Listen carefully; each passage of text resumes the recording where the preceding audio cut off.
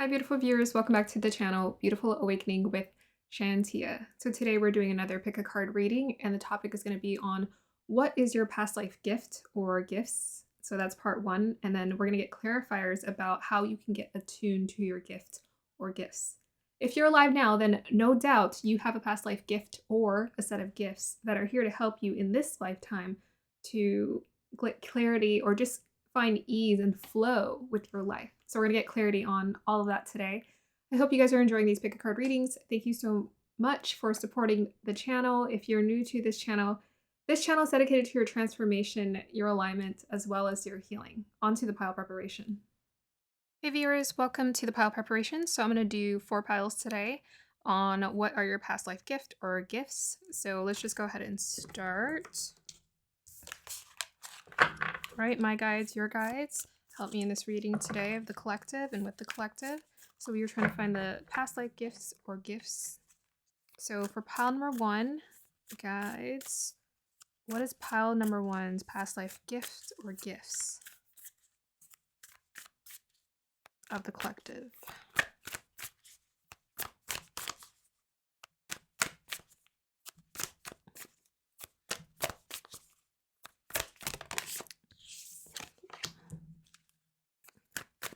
For pile number 2, what is their past life gift or gifts, guides? Thank you. For pile number 3, what is their past life? Okay, that almost wanted to come out. Pile number 3, guides. Yep. Pile number 4, what is their past life gift or gifts?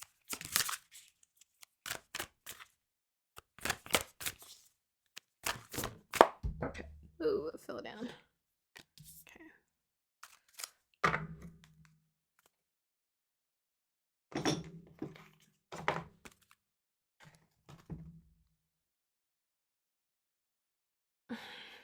Okay. Pile number 1, guys, clarifier on their past life gift or gifts. Pile number 1, guys, on their past life gift or gifts. Thank you. Pile number 2, clarifier on their past life gift or gifts. Thank you. Looks like it's going to be pretty straightforward messages. So, because we're just getting single cards. So it looks like one specific idea wants to be communicated so far. It's interesting. So pile number 3, clarifier on their past life gift or gifts. See, I always say that and then I get 2 cards. Always happens. Okay. Clarifier on pile number 4 is past life gift or gifts, guys.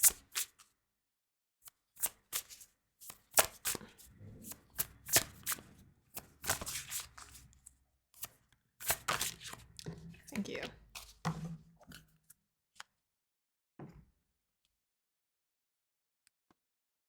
Okay. Oh. All right, pile number 1, guys. Clarifier on their past life gift.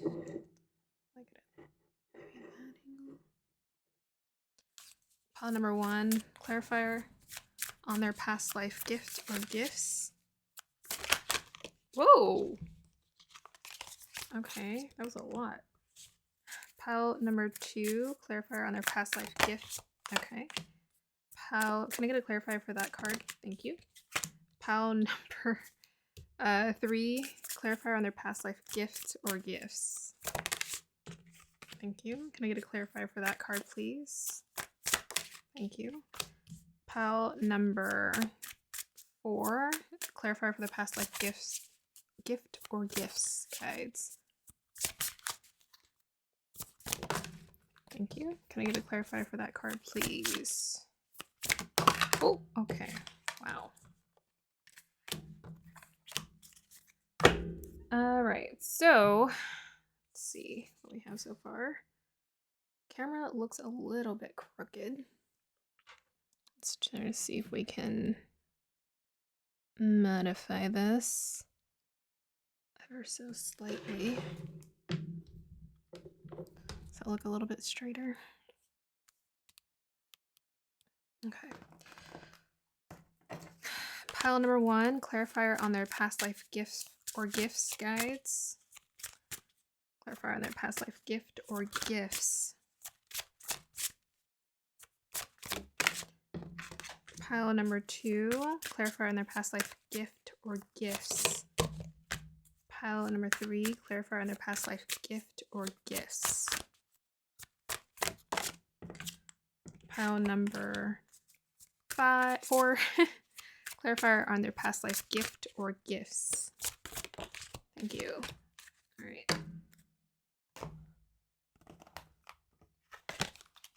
Pile number 1, clarifier on their past life gift or gifts guides. Pile number 1, clarifier on their gift or gifts. Pile number 2, clarifier on their gift or gifts. Oh, okay. Pile number 3, clarifier on their past life gift or gifts. Pile number 4, clarifier on their past life gift or gifts. Thank you. Okay. Let us do this one. All right. Pile number 1, guys, clarify on their past life gift or gifts, please.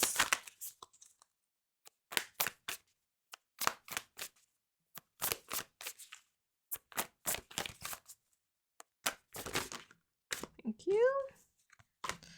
Pile number 2, clarify on their past life gift or gifts.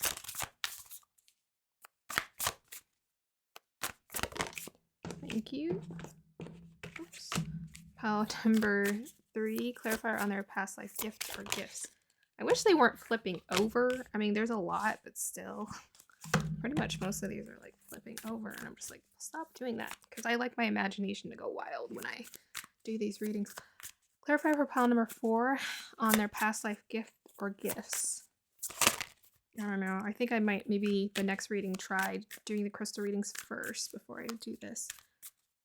Clarifier on past life gift or gifts, guys, for pile number 4. Okay. And clarifier for pile number 1, guys, please. Past life gift or gifts.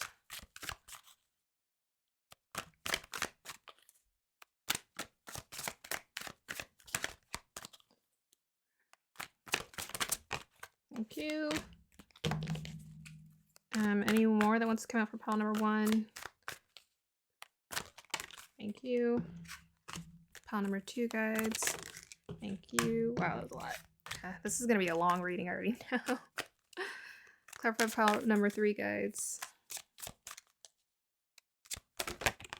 Thank you. Any more for pile number 3, guides? Thank you. Clarify for pile number 4, guides. Whoa, flying all over the place. All right. Piles are here, so I think we're going to do, I want to do something that's quiet. Should we do the bird on top? Camera actually looks quite close, doesn't it?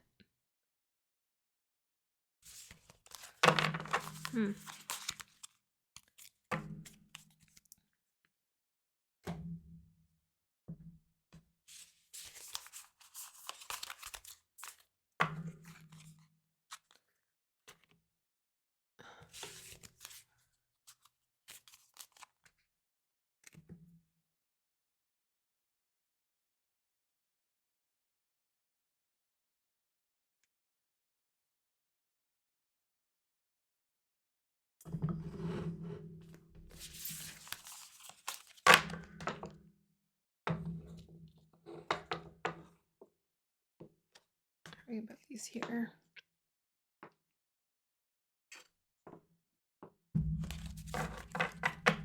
Doesn't show that well there.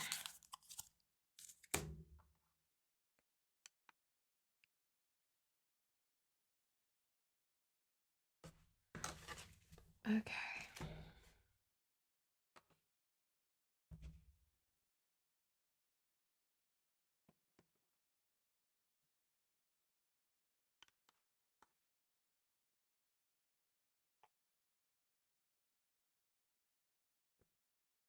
So I was like, I woke up today and I didn't have a video to edit, and I was so sad because I was like, oh my gosh. I have like other things in life to get done, but I'm like, I'd rather edit a video right now.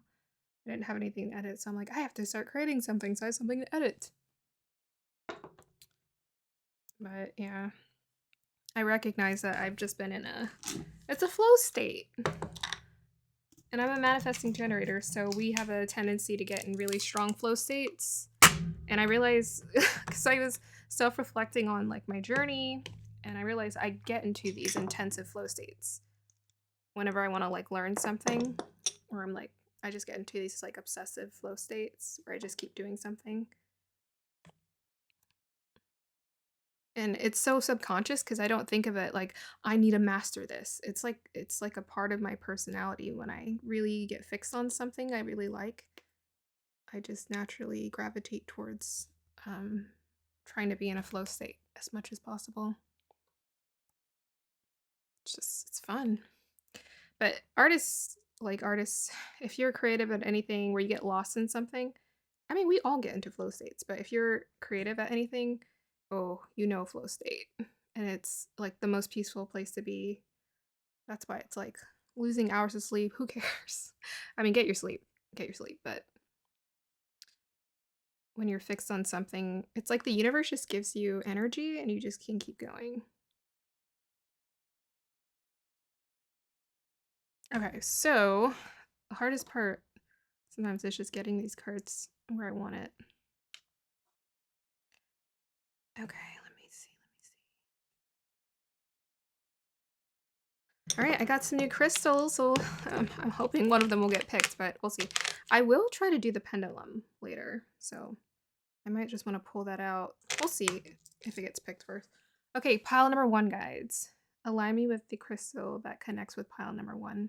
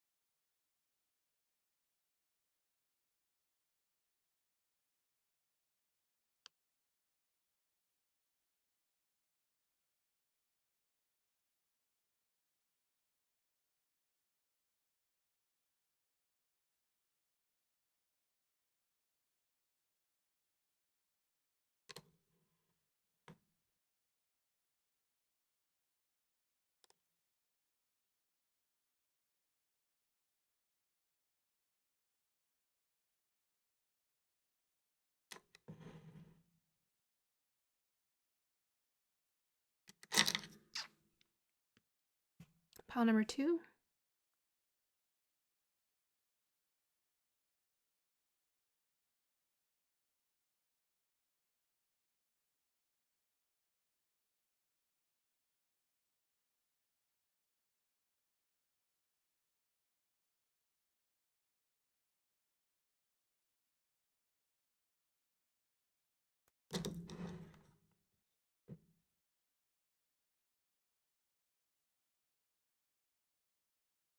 Pile number 2.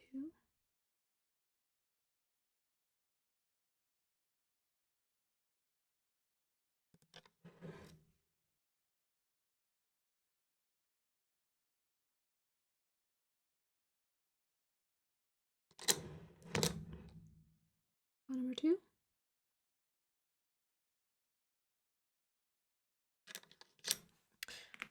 Funny, I chose that one last week too. Okay, pile number 3, please.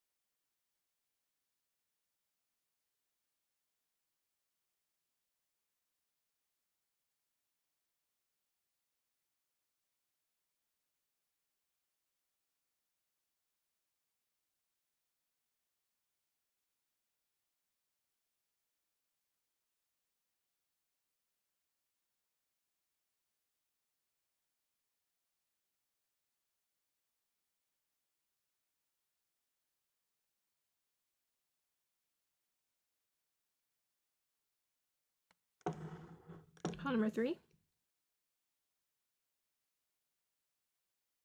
This orange calcite loves to be picked. Okay, pile number 4, guides.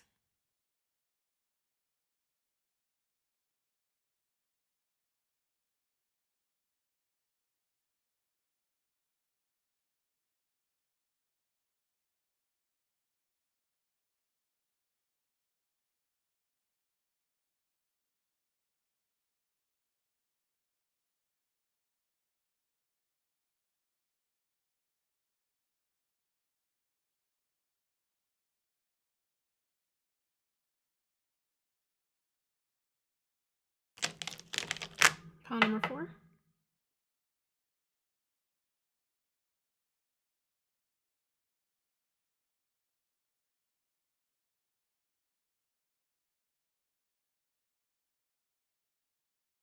Okay. All right. I'm going to pick this out. And we'll... Oops, sorry. I want to set this somewhere it can be seen. I'll put the pendulum on here.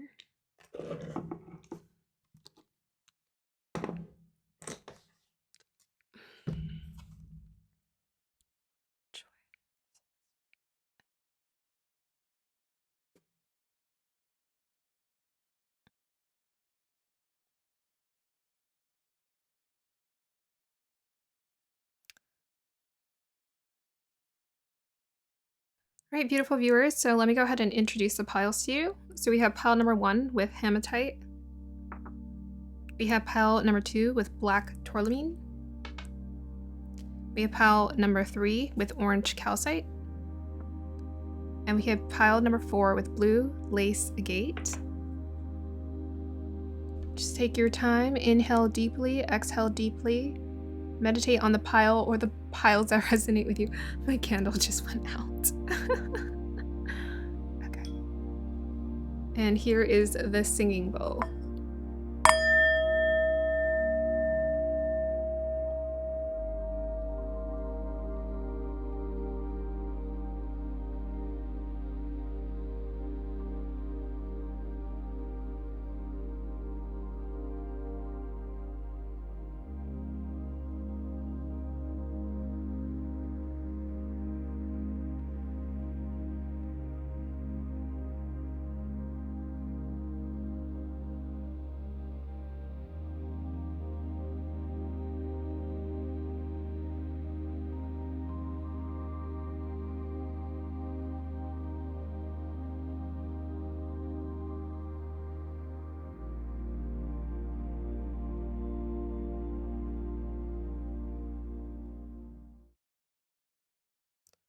All right, pile number 1, let's go ahead and get started with your pile first.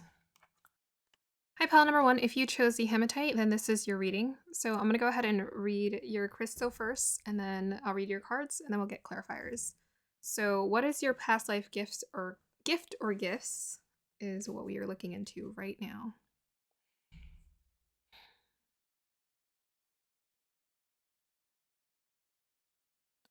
So the first sensation I'm getting with this crystal, I'm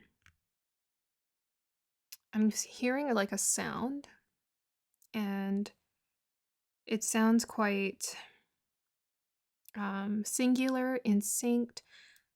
I think the other week I described a sound and it was like wind going through a tunnel. It's like a hum. Hmm. It's like a hum. And I'm seeing someone meditating. That's what it is. I'm seeing someone meditating and humming. And I see them linking up to the masses. So I see them, they're like amongst a crowd of people. And everyone is a part of this experience with them, where they're sitting there meditating and they're humming, and then everyone's doing it with them. They're all humming in sync. So part of your purpose is helping people to sync up with with the universe, helping them to align themselves, sync up with the universe, sync up with their center. Part of your purpose helping to people to center themselves. Yeah, that's part of your past life gift.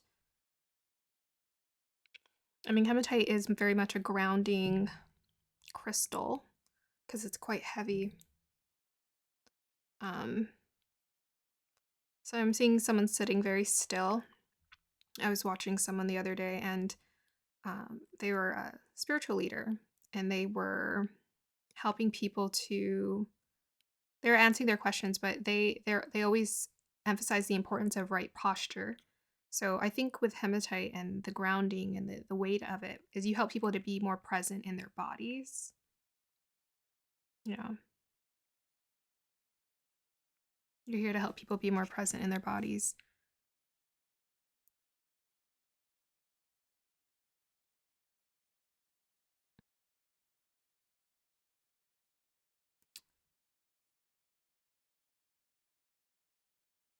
I'm trying to get and describe it because it's the color too of this crystal, the way it's making me feel. Um, there's an elderly feeling. I mean, this is past life gift, but there's like an elderly, mature feeling to this crystal. The coloring of it feels like I'm getting a sense of beautifully weathered, beautifully weathered.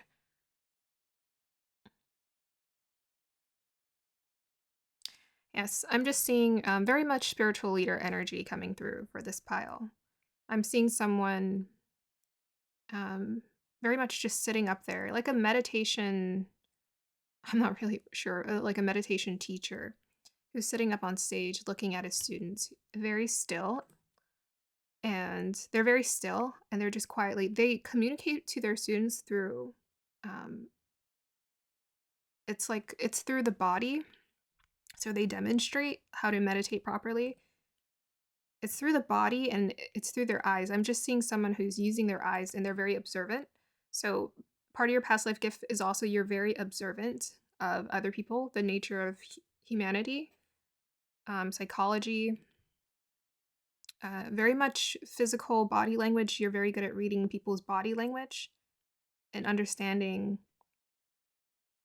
um, just getting a sense for the uneasiness, the unrest in them. You can sense their energy by reading their body language.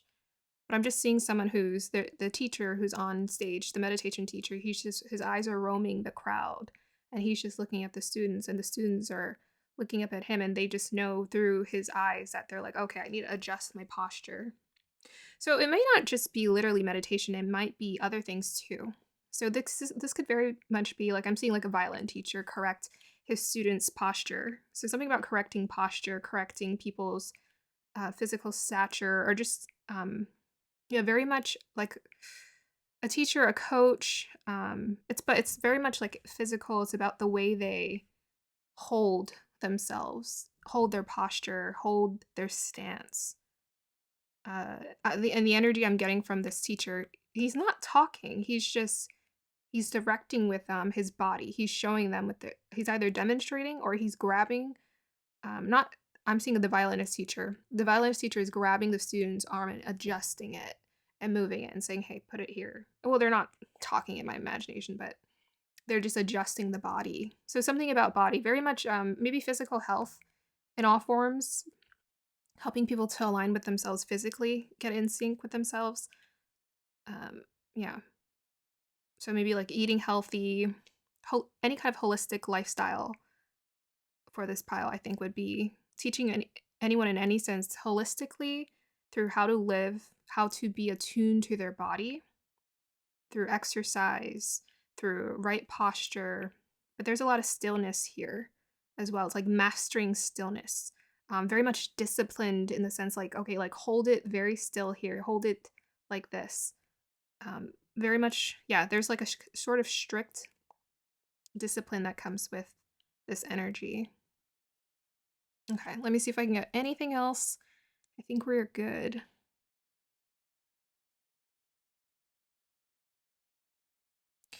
Well, there is something like I'm looking at the texture. I was trying to describe it. I was thinking about it. But the texture of the hematite, I can see like sparkles and crystals, crystalline, like a shimmer. It's like a shimmer. How would I convey that for your life purpose? There's something also I think that has to do with the beauty for this group or outer appearance because I just keep seeing the meditation teacher. His skin just looks really good. It doesn't matter what gender, but it's a he in my imagination. But his skin just looks really good. Like he looks very young and youthful, in spite of his uh age. It's like he doesn't really age. Yeah. But a lot of stillness, a lot of like intelligence, like an inner intelligence. It's quiet.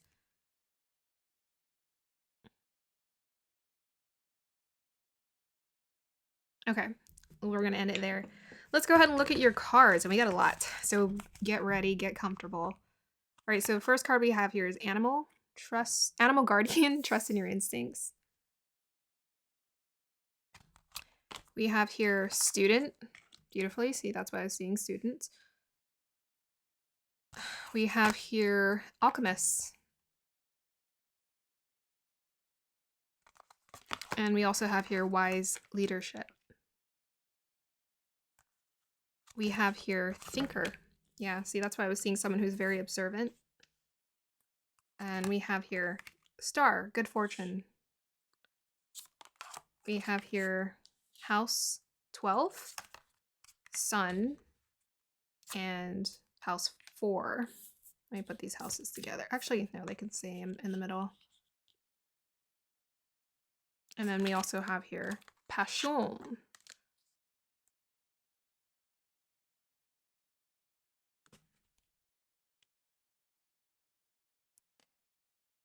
Okay, so just let me sync up with these energies for a moment. Okay, actually, let me get my wand. I always forget it. Give me a moment. Okay, so the first thing I'm noticing, actually, let me read over the cards, but first thing I was noticing was the colors. So we have here animal guardian, trust your instincts, student, humility and devotion to knowledge, openness to lifelong learning, shadow attributes, arrogance in the pursuit of destructive knowledge, unwillingness to translate knowledge into action, alchemists, transformation of base motives and goals into golden wisdom, shadow attribute, misuse of the power and knowledge that come through spiritual practice. So one thing I want to acknowledge, usually I forgot about this, but usually I see a masculine in my mind because there's like masculine energy for the group. So this group, most likely I saw a masculine because you're very good at taking action, and we'll dive into that further. Epona, wise leadership, 14, or your past life gift anyways. We have your passion, 44, thinker, 36, star, good fortune, house 12, spirituality, transcendence, karma, sacrificial service and healing, the sun, self-express and embody truth, house 4, cultural and family roots, home, peace and comfort. Okay, so the first thing I'm noticing is the colors. So like it's like with this darker, I don't know, this is like black, but it kind of has like a grayish tone to it. So black, even in her wings or the bird's wings here, there's a lot of browns and blacks here. There's browns here, browns here. And this kind of reminds me, it's within that color palette as well, kind of the bronzy brown. Okay, so for sure, even though it's not fully showing up in these cards in representation, I feel like this group is here to help people ground themselves. I mean, with the hematite, but helping people to ground themselves in their bodies and feel more connected to their life through their bodies. So that's one thing that's coming through. Without doubt, with the student alchemists and the wise leadership and the trust in your instincts, part of your past life gift is you have really good instincts for how to guide other people, right? Animal guardian. Animal guardian, to me, this is like someone who can guide people of all walks of life. An animal guardian, but also someone who has very strong instincts, especially with the wise leadership. You have very strong instincts in terms of how to help people understand themselves better. So anytime you're called into a place of leadership, it's because you're here to guide people, to kind of show them the way. So anything where you feel like you understand, you have an intuitive understanding of how things work, this is where your past life gift shines. With the student here, most definitely you're a student of life, and this is why you can teach people. So you're meant to work with students.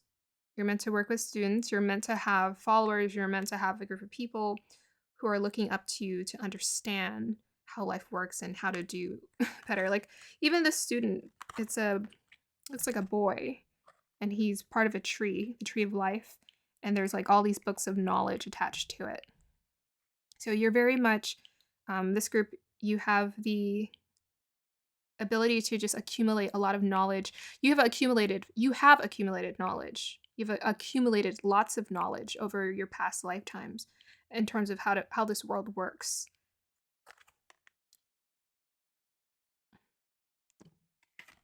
So we also have alchemists, transformation of base motives and goals into golden wisdom. Yeah, very wise leadership. So you have a lot of wisdom, even with this house 12. To me, this is the wisdom house, sun as well. The reason why you have so much wisdom available to you is because you have an incredible connection with the 12th house, or with the ether, with everything. 12th house is about connecting to other and all.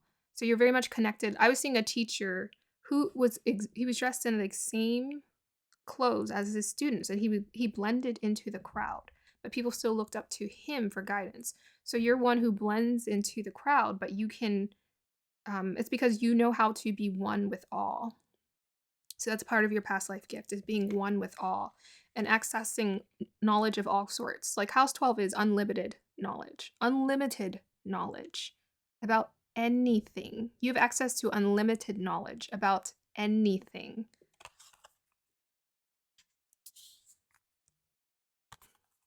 So with the well, honestly, this always gets me like kind of pop star vibes. So the wise leader, Epona, 14, the sun, and the star here. So there is most definitely part of your past life gifts is to be the star or the leader, or part of good at getting someone who gets attention without question. So you're here to get attention. You're here to be the star. This is part of your past life gift. Past life gift. So you think about a gift. It's something you can use in this lifetime if you want to, right? It's a gift. But I always feel like gifts are meant to be shared. So I say use it, because we accumulate our past life knowledge and gifts so that we can achieve awakening. So use your past life gift to keep accumulating and moving towards your awakening. So if you've already accumulated all of this knowledge of like how the universe works, how to be grounded in your body, how to turn pain into gold, then why not use it? And part of your gift is being the center of attention, being a part of a group of people where you are the center of attention. You're the star. You're the star. And it's when you allow yourself to radiate and be the star that your guidance, it flows out of you, and people feel more aligned with you. There's a reason why we have Leos in this on this planet. There's a reason.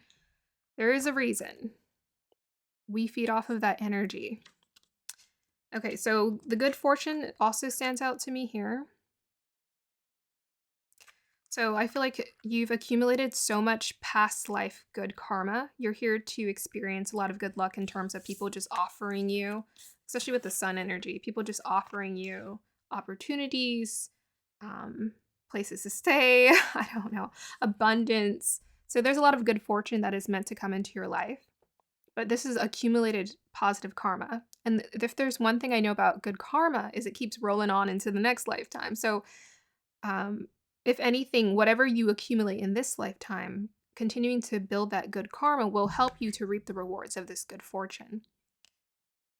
So embrace, that, using your good fortune, but continuing to build more good fortune and more good fortune, because it will help you to experience more of this in this lifetime. Yeah, you're meant to be blessed. 3 and 6 make 9. So you can think about 9 of Cups, 9 of Pentacles, definitely 9 of Cups energy coming through here.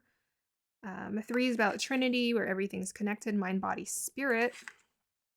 And 6 is about harmony, using your heart, sun energy. I always think about the heart, connections, being with people. You're definitely meant to be with people for sure. So we also have here 44 thinker. 44 thinker. Yeah. Very observant. I was seeing someone very still, very observant. So I feel like this group, you have the ability to be just very still and understand how to read people and understand how things function and work. And this is why you're also able to accumulate so much knowledge, because you're able to sit still and think very deeply about how this world works. So, if you ever need moments to just step away and journal and meditate and just think about life, absolutely do this, because this is what's helping to feed into your instincts of being that good leader.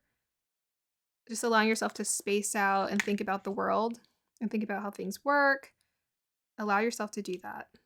Yeah, 4 is about foundations, and we have 4 and 4 makes 8, so you can think of that as 8 of pentacles, or you could also think of it as 8 of cups, because 8 of cups is about walking away for fulfillment, or walking away to like accumulate knowledge. I always think of it as the spiritual seeker. So walking away to accumulate knowledge, of how real knowledge of how this world works, not what they teach you in school that they call education.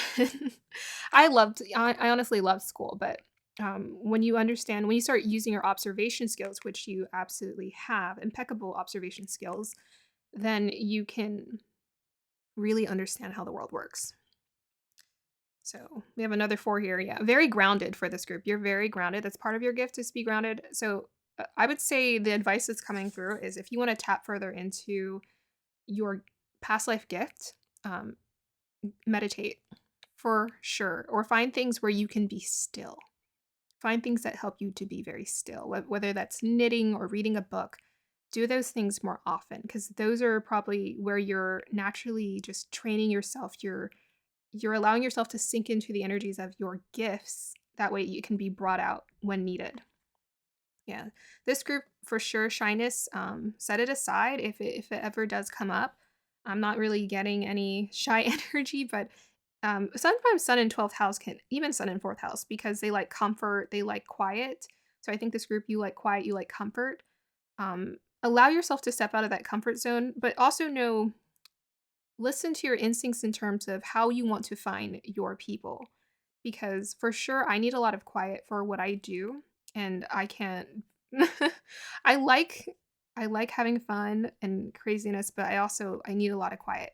I need a lot of retreat. So this group, I'm sure you need a lot of retreat, but it's because you're here to be a really incredible leader. So go into your retreat, be the hermit, and then come out into the world and be available for people, because your knowledge is here to be shared. Yeah. Okay, so what else can we? House 4, cultural family roots, home and peace, past life gift. This one feels a little bit more mysterious to me, but if I think of the sun in the 4th house, or if I could think of the connection between all of these, they're water houses. Okay, I think it's just about connection. I think it's also how you make people feel, is you have this sense of contentment, peace around your energy.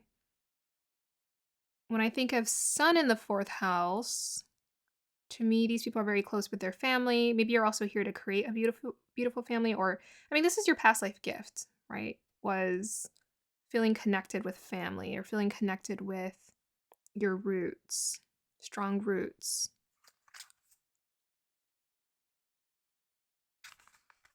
Yeah. I don't know. I don't really have that much to say about this one. Um, let's go ahead and tap into this one. We'll come back to it. So, passion. Yeah. So, for sure, listen to what ignites your passion. Passion is part of your past life gift. Let it ignite you. Let it show you the way. I think leaders tend to be quite passionate. They're quite passionate because they have a very specific message that needs to be shared. So even with the sun here, yeah, strong passion for this group. Make sure you utilize that passion. Let it out. Let it out. You're here to be passionate and show and exhibit how we can be more in tune with our passions of how we live our life. Okay, so We have here 1, 4. So 1 is about the self. Yeah, the wise leadership for sure. 4 is about being a grounded leader. You're a very grounded leader. That's why you're a wise one.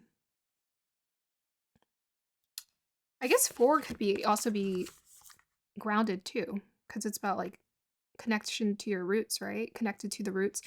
Also, maybe just connected to the roots in general, the roots of how life works, or the roots of knowledge, the root of the world. Yeah. And then 1 and 4 makes 5, which adds up to, which, sorry, 1 and 4 makes 5, which equates to change and embracing change and the flow of change in life.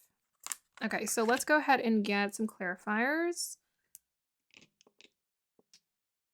What is group 1's past life gift, guys? Okay, we have here Venus in the first in Scorpio.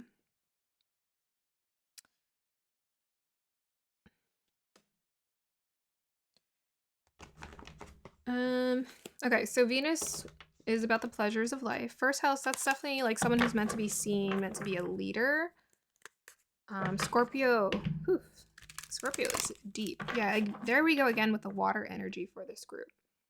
Yeah, to me, that's about the instincts, intuition, interchangeable, in my opinion. So you have just a very strong intuition.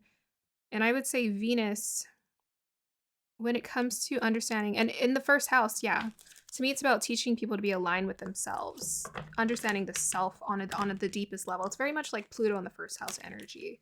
It's like you go into the depths of understanding how, who you are, who we are, as spiritual beings. I wanted to say something else, but I got distracted. So let's just go ahead and pull cards. Clarifier for pile number 1's past life gift or gifts, guides.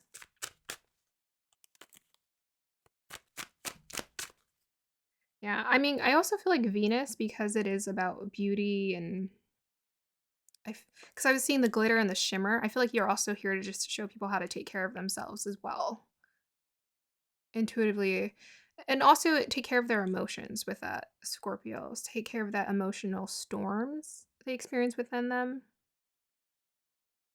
Yeah, Venus and Scorpios, they love like getting into the depths, the shadow aspects of life. They don't hide it. That's very much alchemist energy to me. It's like, yes, I'm deep. Yes, I love it. I love having known that I've experienced, this 12th house energy of like understanding the depths of life and the deepness, the ether, the unknown information of the worlds. And I love bringing that out. Yeah, you're here to bring light to the shadow, light to the hidden aspects of life, all that hidden knowledge. You have all that, you've accumulated all of that knowledge. You're here to bring it out into the light with that first house energy to show people how to Venus, embrace it, love it, and use it to their advantage to create more pleasure in their life. And I was listening to this meditation spiritual leader the other day, the one I was referring to in the vision, or relating to the vision. And he said that life is actually about pleasure. It's not about pain, but you have to understand how to overcome pain to access the pleasure. So that's what I'm getting for this group, is you're here to help people navigate pain to access pleasure. A lot of stillness for sure. Even like Scorpios, that fixed energy, that fixed water energy, fixed intuition, just like the depths of life. Yeah, that's what's coming through. Is you're here to help people access real pleasure, through understanding their shadows, through understanding how to navigate pain. Okay, clarifier, the purpose of group 1 past life, sorry, purpose. What is their past life gift, guides? I keep saying purpose and your past life gift, but they are actually interchangeable. It's kind of the same thing, because we don't accumulate all of that just so we don't do anything with it in this lifetime. Everything is accumulated knowledge. Use it. Clarifier for what, and yeah, you're definitely with the Venus in first house. Yeah, you're meant to be celebrated and seen. Okay, so group one's past life gift guides. Ooh, look, we got another 4. Look at that grounding energy. It's so strong for this pile.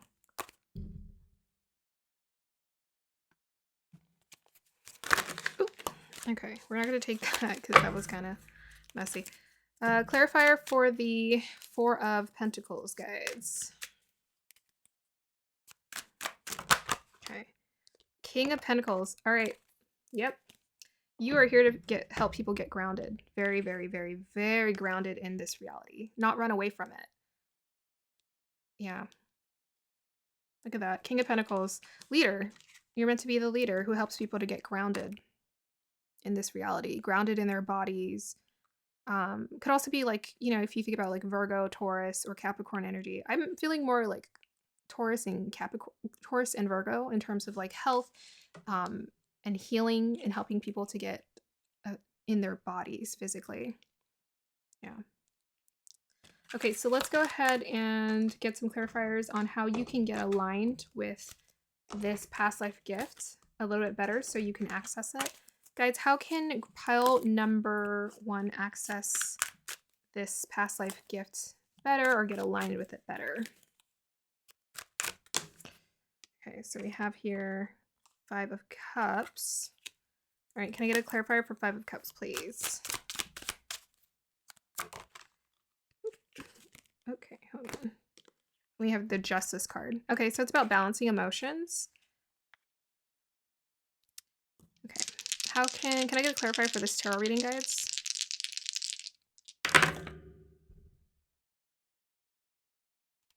So we have Sun and, oh, nice. Sun and Gemini in the first house. Sun in the first house. Can I get a clarifier for this reading, guys? So something about communication coming through. You have the Hermit reversed. Oh, gotcha. Okay. So I love this. All right, so we have the Justice card, 5 of Cups, and the Hermit reverse. Okay.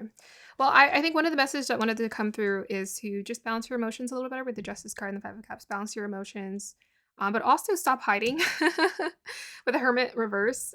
Stop hiding, because I always think of this person, like in the illustrations, that they either have their back facing, you know, the image, or they're like, you know, folded into themselves. So I think this group, you know, with that, I was talking about it early, wasn't I? Like, you like being comfortable with that house 12 and house 4.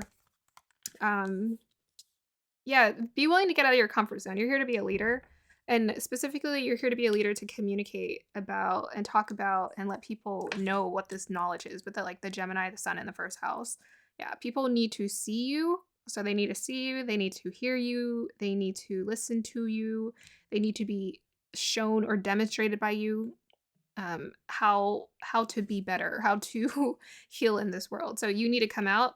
You need to come out of the shadows, and communicate for sure. Some of you definitely, communication is your way that you're gonna, well, communication, whether it's physical communication or verbal communication, you're here to communicate your knowledge to other people. Yeah, the Hermit is all about, like, he goes into his own space, right? I talked about it earlier with that 12th house. He goes into his own space, he accumulates his knowledge, he accesses the star, and then he has to come out, right? With a star card, he comes out and shares that experience with other people. So yeah, this group, you need to like come out and share that knowledge with other people. Don't hide away. I know you are probably very empathic and very sensitive, but for sure the world needs your, whatever you have to offer here. You know, I always think of the Justice card as someone who is here to bring balance to other people. You're here to, you know, just attune people to their needs and their desires, their emotions, their body, all of that, and with owl knowledge for sure. Okay, so let us go ahead and pull some more cards. Clarifiers on pile number 1's past life gift.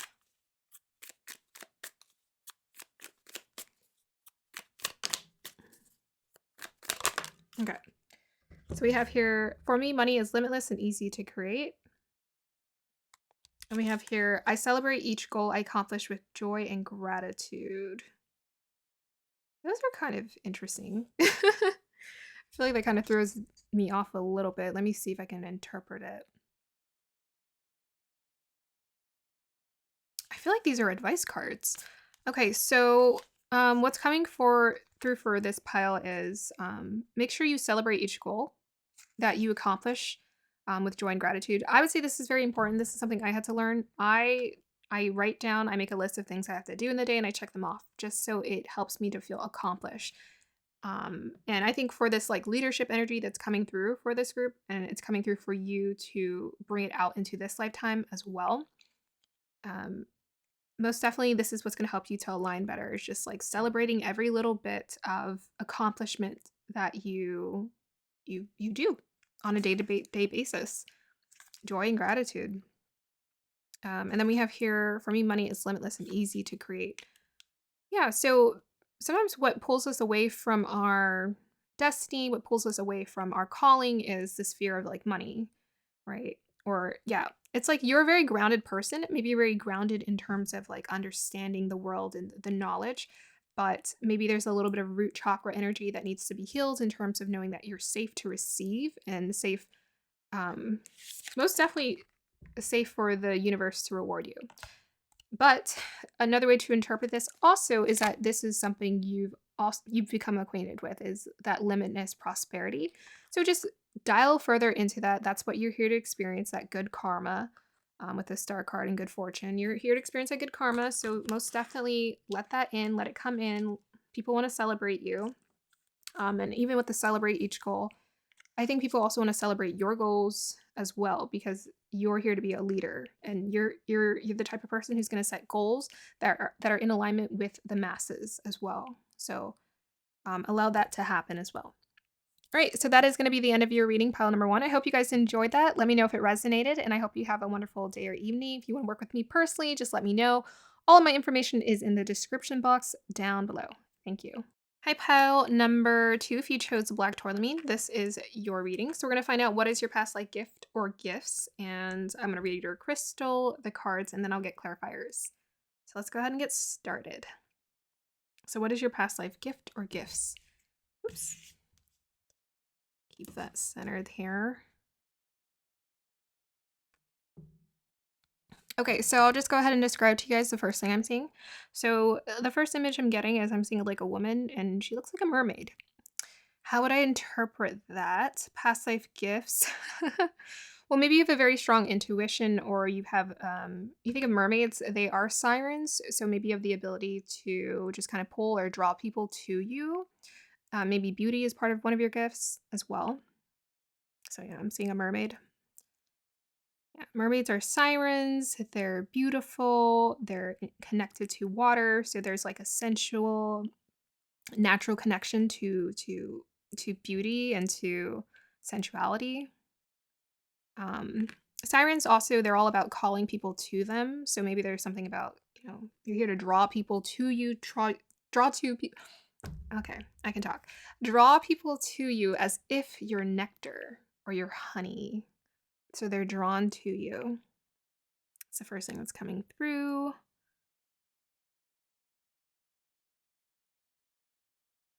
So probably your past life gifts, or in a past life, you were a performer or a dancer or someone who was celebrated for their beauty, who was appreciated for their beauty, appreciated for their talents. It was seen in a beautiful way, and it kind of hypnotized people, essentially. And I always get the hypnotized energy with this.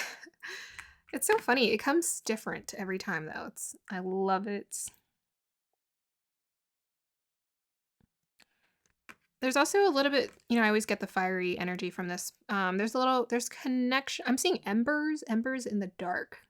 Embers in a dark night or dark, yeah, floating up in the air. Maybe something to do with the purification or burning away of, or flame. I don't know. Maybe you inspire passion in people, or that was your past life gift. It's like something that burns, cinders sparking from the fire and they fizzle out. Specifically, that sensation.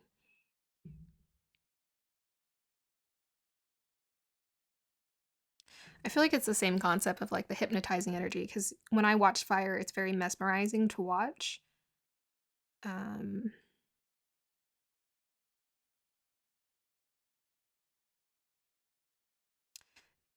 Something to do with the way that it fades out too. I'm trying to understand what the words are for communicating that. I feel like it has something to do with sparking people's passion as well as mm, sparking their passion and aligning it. I'm just gonna say aligning it. Maybe you're here to help people find their passions as well. That's your past life gift, is like sparking passion in people, excitement. Yeah. I think for this group, there's also a past life gift of really getting like you being in touch with your, I don't know, like a primal wildness or your shadow. I'm just seeing like a woman. She's roaring. So very much feminine energy coming through for this pile. Past life gift has to do a lot with the femininity and fierceness. Yeah, she's just like the woman in my vision. She's roaring, which is an interesting thing for her to do. Yeah, now I'm putting a whole image together. She's like, so I'm seeing a woman and she's like dressed in just like a really simple outfit. And she's like moving around a bonfire with some like other people, and she has this like intense stare in her eyes, and she's just kind of like she's kind of crouched a little with her body, but it looks very graceful. And she's doing a little bit of like this almost like a ritual dance around the fire. Yeah. I feel it in my chest, so something maybe heart chakra related as well. I'm getting like lioness energy as well from this. Okay. So let's go ahead and look at your cards. Very cool. Very intense vision. Oh, we have the sun. I love it. Enjoy success and happiness. Part of your past life gift is vitality and radiating and shining. We have here liberator. Oh my gosh, I love it. Woo, you are here to free people of their honestly, to me it's like free people of their limitations about how they're supposed to experience life, because I was feeling that primal energy. We have here beggar. Confronts empowerment. Yeah, empower. You're here to empower people. Oof. Hinduistic. Yeah, the feminine energy was coming through very beautifully. Sensual feminine energy. We also have here inexperience. We're gonna have to delve into that one further. I kind of wonder what that means. Inexperience. Whoops. That's your past life gift. Interesting. Financial health. Okay, prosperity coming through for this pile.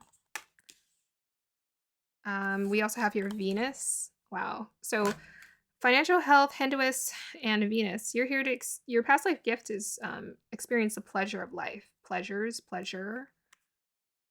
House 5, clarify the Venus. Yeah, you're here to experience pleasure to the max.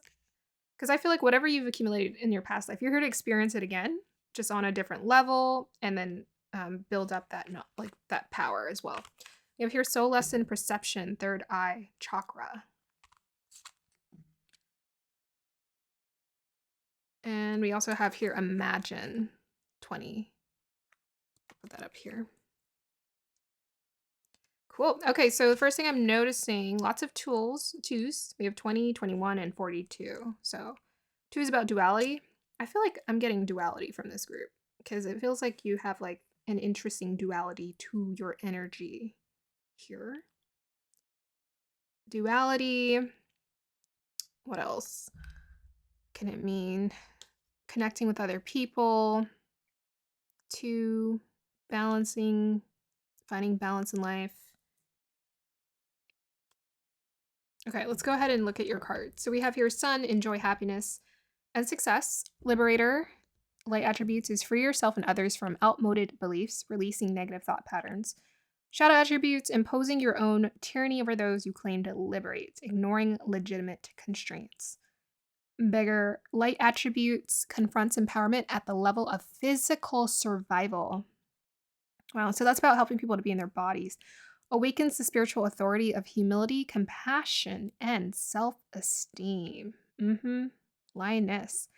Hinduist.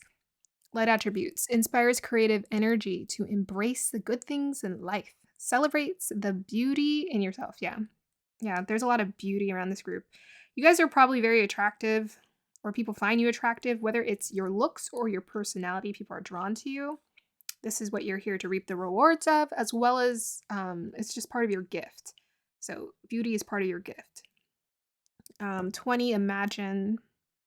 Oh, did I say the shadow attributes? Pursues pleasure to the detriment of health, indulges at the expense of others. 20, 20, 20, 20, imagine. We have here 42, Persephone, and experience. I feel like these two go together. We have here financial health. We have here Venus, give and receive love, find value, and see beauty. And we have here house 5, passion, play, children, confidence, and creativity. Okay, so immediately, yes. So one of your past life gifts, going back to the vision, is to be mesmerizing, to be beautiful in front of people, to showcase beauty. There's something graceful about you. Eye-catching could be the way you dress, the way you talk, the way you move, any of those things. You have a natural seductive quality about you, with that like this Venusian energy, quite beautiful. And the sun as well, very magnetic, very, very magnetic. Sun and Venus together, oof. That energy, if like even like house 5, right? Originally ruled by the sun. Yeah, this group is like you're very magnetic. You're meant to be very attractive. You're meant to be beautiful. And this is just what you're here to enjoy, as well as show people, I guess. Show people. You're probably also gifted at other things. I mean, with that 5th house energy, you probably have some gifts, some talents. You're naturally quite creative with the sun energy. Yeah. Naturally quite creative. We have here 20, imagine. So you probably have you have like a really vivid imagination. Meant to be very creative, meant to be seen. Yeah, even mermaids to me are just like, they're very mystical creatures. So maybe you have a very mystical quality about you that people really enjoy. Yeah, so in your past life, you were most definitely radiating, you were helping people to overcome limited beliefs. I was seeing this woman, she was doing like this ritualist dancer around a fire, but she was also dancing around other people, but she was the leader of it. So you're meant to kind of help, I think, bring that back into this pastime and find people how to get in tune with their primal nature. I feel like this group, you probably know how to dance, or you're very in tune with your body with all this creative energy and this liberator. I feel like you have a sense of like feeling for, even with the beggar here, like the physical survival, you're very good at, in the Hinduist, you're very good at like dance, using your body, being in your body, being expressive with your body. And that's something you can utilize in this lifetime as well. Yeah, you help people. You most definitely, this group, you revitalize people, you bring people out of negative thought patterns. With this releasing negative thought patterns and this beggar, you bring people out of this fearful state of being here in this world, and you helped him to just embrace like this, like the magic, imagination, the fantasy, the beauty, seeing the mermaid, the siren energy of the world. Let's see what else we have here. Awakens spiritual authority of humility, compassion. Yeah, so probably in your past life with this sun energy, you probably were a liberator or a leader of some sort, or like I was seeing this woman, she felt kind of like she was part of like a tribe. She felt a little cave woman-ish, for the period of time that existed. It was a little further than that, but it felt very primal. So this to me feels like very well developed, natural sense of like knowing how to be in your body and be attuned to your natural instincts as far as like how you express yourself sensually.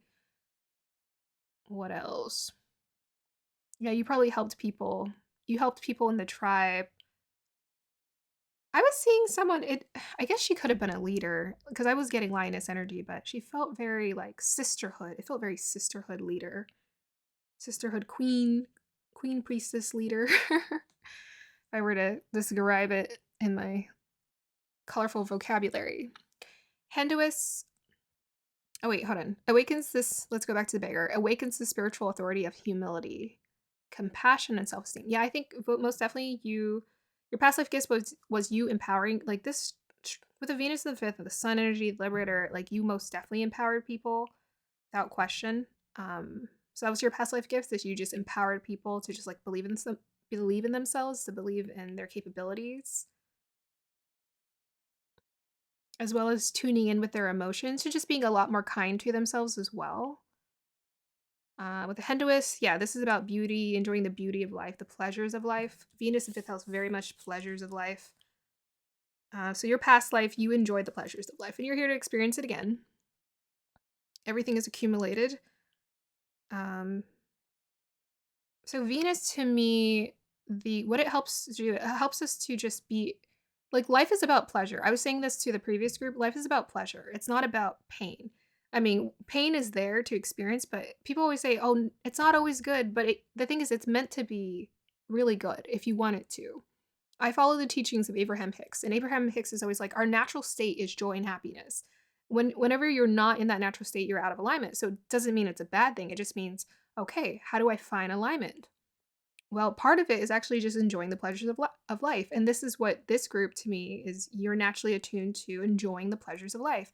Not holding on to um, negative experiences. We're here to experience prosperity. We're here to um, move forward in life. We're here to be excited. We're here to experience pleasure. And pleasure actually helps us to awaken. When we're taking care of our body and we're eating healthy, pleasure, right? That's pleasure. When we do a little bit of exercise or we stay active, that's pleasure because everything's really nice and balanced.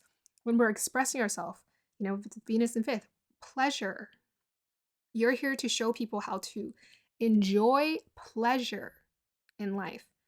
Okay, so we have your imagine, yeah, helping people to get in tune with their like pursuing their desires. To me, this group, most definitely you're here to help people pursue their desires. Your past life gift was you pursued your desire. You imagined.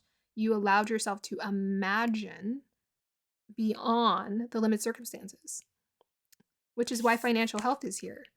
You have to imagine that you can experience more than just this. Maybe this was part of your past life experience, like poverty. Um, to go beyond the beggar state of mind and move into this Hinduist. Isn't that interesting how they ended up together? Beggar and Hinduist. They couldn't be further from from each other. I know Hinduist, there's more to it. It's not just about like the pleasures of life, because people think of this energy about like kind of like sex and food and I don't know, all that. But Hinduist is in general about the pleasure of life. So just like I was referring to, in order for us to really experience pleasure, we have to also be disciplined and take care of ourselves. And the true Hinduists understood that. You have to be disciplined with your pleasures. Okay, so we have here 42 Persephone in experience. How would I relate this to a past life gift? Well, I don't know. For some reason, it feels like the energies feel very much like this, right? Look at the colors. Don't they look the same? So to me, this is about it's the primal attitude. So this group to me, in your past life, you didn't really think too hard about how should I do this. You weren't like this elaborate planner. You just went into things. You jumped into things impulsively. And this is actually part of your past life gift, is to be impulsive and to jump into things and just see where it takes you. You don't have to have experience. It's like there's a lot of trust and there's a lot of attunement with the pleasures of life, that things just kind of work out for you quite naturally, and they can. So this is part of your past life gift. Jump into things, be impulsive, and just trust that it's going to work out for you, and kind of just think about what is the outcome that you're wanting to experience, but most definitely enjoy the experience of creating it, right? That's where we really build our energies, in the act of creating what we see. Right, financial health is part of your gift, so you might just be really good at understanding how money works, or you're just meant to be prosperous in this lifetime, because anything you get from a previous lifetime, it rolls over into the next one. So you have a past life gift of understanding money, or prosperity is just naturally drawn to you. It's drawn to you. Like even with the beggar energy here, it's like so interesting for this group. Like you're meant to experience like fortune. Specifically, you're meant to experience fortune, pleasures of life, things to just like kind of go well for you. So the Venus, yeah. So the Venus in fifth house, again, I was talking about, you're probably like gifted, talented at different things, because you're just you get into a really good flow state, like in a really intense, beautiful flow state where you just start creating things and things come of it. It says confidence here. That's part of your past life gift, is to be confident. There might also be a connection with kids as well. So maybe a natural gift for being around kids or being with kids. Yeah, a lot of passion. You're very passionate in your previous lifetime. It comes out naturally in this lifetime too. 21. So lesson perception, third eye chakra. So your past life gift was just having a sense of knowing. So this group, you're very psychic. You're very psychic. Your past life gift was just being. That's why I think an experience worked for you, because you just kind of knew. You didn't have to have the experience. This doesn't say no knowledge. This says inexperience. So it's like you didn't have to have the experience, but you had the knowledge. You had the knowing. It's like you had a sense for knowing, is this person safe to be around or not safe to be around? So you have a strong sense of judgment. Third eye chakra is just about knowing. So, I always tell people, don't think too hard about how this works. It's just, if you get a feeling around someone, bam. If a thought pops in your head, if it pops in your head on repeat, and you focus your energy, that will let you know if it's the right thing or not. Yes. So you have a strong sense of just knowing things, knowing situations. That's why I think this group, you're very prosperous, very abundant in your previous lifetime, and you're meant to experience it in this lifetime too. Yeah, this group, you just align, you follow your guides, spirit guides relatively easy, and you just kind of follow along with like, okay, this is what I'm supposed to do to eat healthy. This is what I'm supposed to do to pursue my goals. This is how I pursue my passion. Like, you're just very much attuned to yourself and knowing what you need to do to move towards pleasure. Okay. Yeah, so we had 21. 21 equates to 3, which is about mind, body, spirit. Everything's connected. The Trinity. 1 is the self. 4 is about grounding and foundations. 4 and 2 makes 6, which is about the heart, harmony, love. Very much Venusian energy, right? 6. This is the year of 6. This is your year. And it's interesting. We had all those 2s, right? There's 3 2s, and it's the year 2022. So I think that's a message. It's your year. This pile number 2. This is pile number 2. Oh my God, my mouth just dropped. This is pile number 2, and you got a 2 in each of your number cards, except for the house 5, but that's house 5. 20, 21, 42. So this is the Venus group. So this is pile 20. I just saw 222 on the clock. Oh my gosh, I just saw 2222 on the clock. I'm going crazy. Okay, so this is your year. So any of these past life gifts, if they have not been realized, they are going to be realized, whether it's like in the beginning stages or you're developing it further. But this is your year. Pile number 2. Wow, I love it. Okay, past life gift for pile number 2, guys. Oh, guys, I can't make this up. I can't make this up. Look at it. 2, Taurus, 2 in Taurus. And we have Uranus. Wow. Wow. Okay, what does that mean? Let's go ahead and get some clarifiers with the tarot. So, past life gifts. Well, Uranus is like a creative genius. Okay, you guys are like creative genius here. Like, you can make things and put it out into the world, like a product. It could be like anything where you're, you can even be using your voice or writing a book, but you're meant to like make and experience the pleasures of life. Both of that. Wow.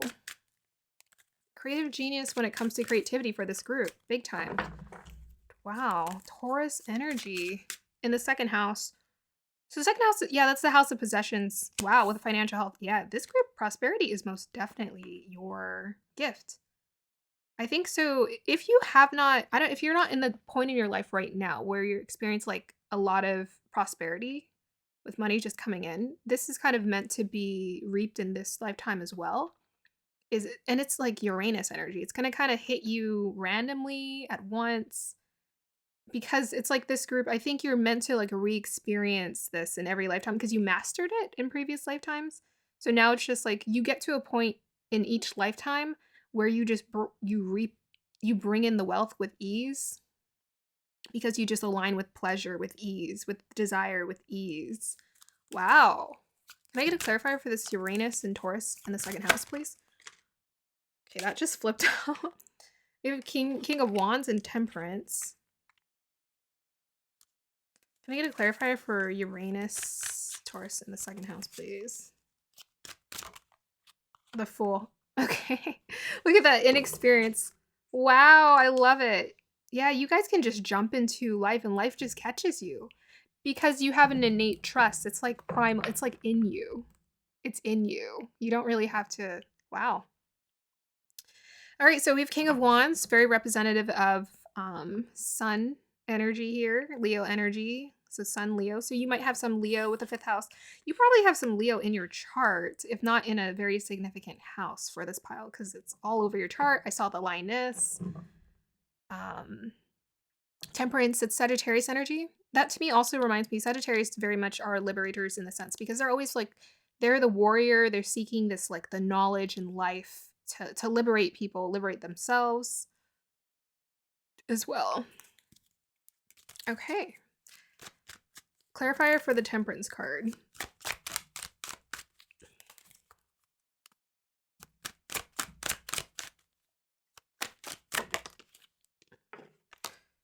Nine of Swords. So that's about thoughts and anxiety. Patience and balance. So that's part of your past life gift. Interesting. Okay. So this group, one of your, so this is very much the beggar energy. It's like confronts empowerment at the level of physical survival, awakens spiritual authority of humility, compassion, self-esteem. So it's like you, and this one too, releasing negative thought patterns. So that's your gift, is helping people to release negative thought patterns. Again, it's just confirmed.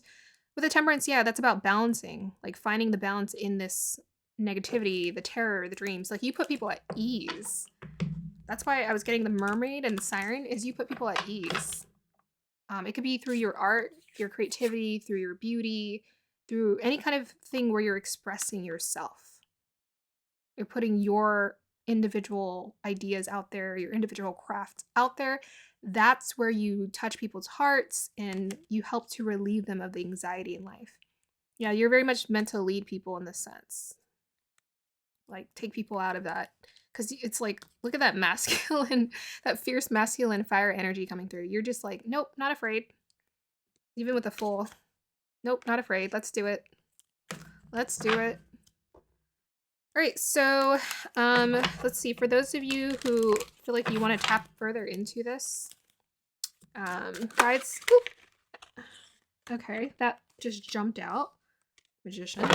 Okay, for those of who want to tap further into this gift, guys, can I get some advice? Oh, and look at that. We have the Six of Pentacles reversed.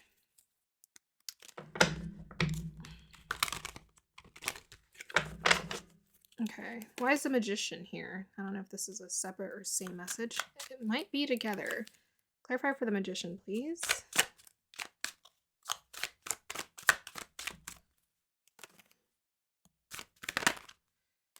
We have your Death card and Seven of Wands.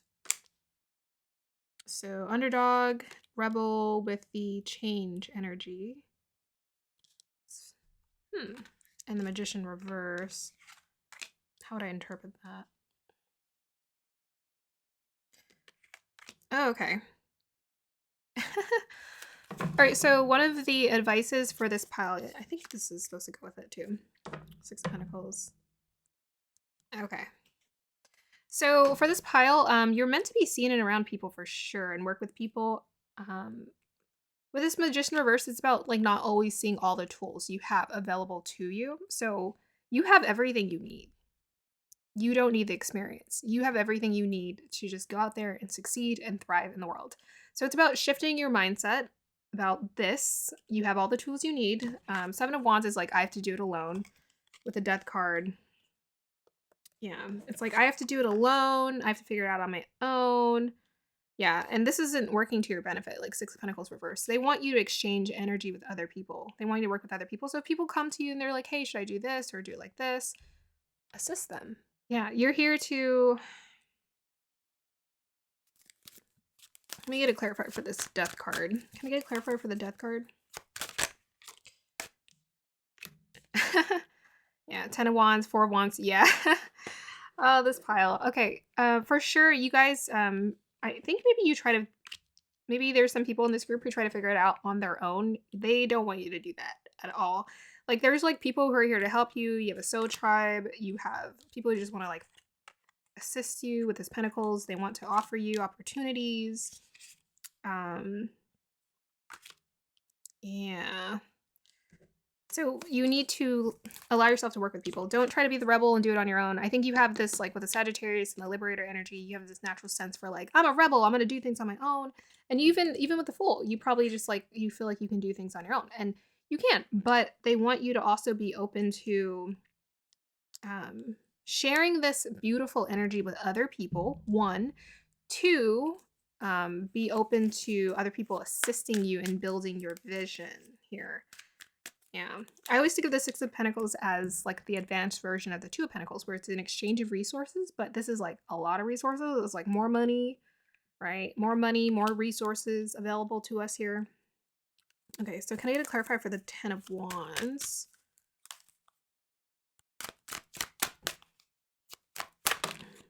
And we have here 8 of Wands reverse. Whoa, 8 of Wands, 4 of Wands. What is that? What is that? Clarify for this 10 of Wands, guys.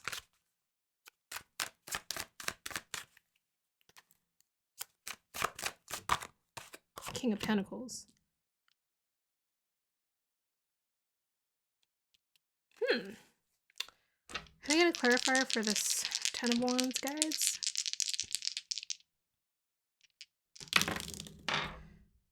That was funny. Rahu and Taurus in the 11th house. It's still about people. Yeah, they really want you to just like connect with people. Taurus, wow, yeah. Earth, I think maybe to some degree people who maybe have experience with let's say like putting together a business, or you know, they just have the practical advice on how to put together a business, or maybe they even want you to ask for help. So maybe you're trying to like carry this 10 of Wands all on your own, figure out all on your own, and they want you to like actually reach out to other people to like help guide you and show you the way, like how you can embrace grounding yourself in this reality, and getting this level of success, this King of Pentacles success. It's like this is your potential, is King of Pentacles success, which is like the height of success, you know, as a leader, like that again with this masculine energy coming through for this group. Yeah, you're meant to experience like the height of material success in this world, especially with that Rahu in the 11th house is about the house of pleasures of life, and it's in the sign of Taurus. Pleasures of life. So the message couldn't get any more clear. You're here to experience the pleasures of life, and they want you to understand that this is what's here to happen. So let it move towards you. Don't resist it. With this death card, it's like don't change. You know, when change comes in, like people come in and things change, allow that to happen in your life. Because with that Uranus in the second in the sign of Taurus, to me, there's some point in time in your life, especially since this is group number 2, perhaps there's something in this year as well where there's going to be a shift in the dynamic. Don't resist it. Move towards it. Let it guide you, because you're going to have to go through these like maybe growing pains and like uncomfortable shifts, because it's like a lot of shifts are happening. This is your year. So there might be a lot of shifts happening for you, people coming into your life. Don't resist it. A lot of change wanting to happen. And you might be like, no, I like comfort. I like what I'm used to experiencing. But no, they're like, no, embrace it. They want you to go for it. With this Rahu, they want you to go for it. Don't hide away. Don't hide away. Yeah. Okay. So let's go ahead and just pull some more lovely cards here. Okay, pile number 2's past life gift, guys. Pile number 2's past life gift.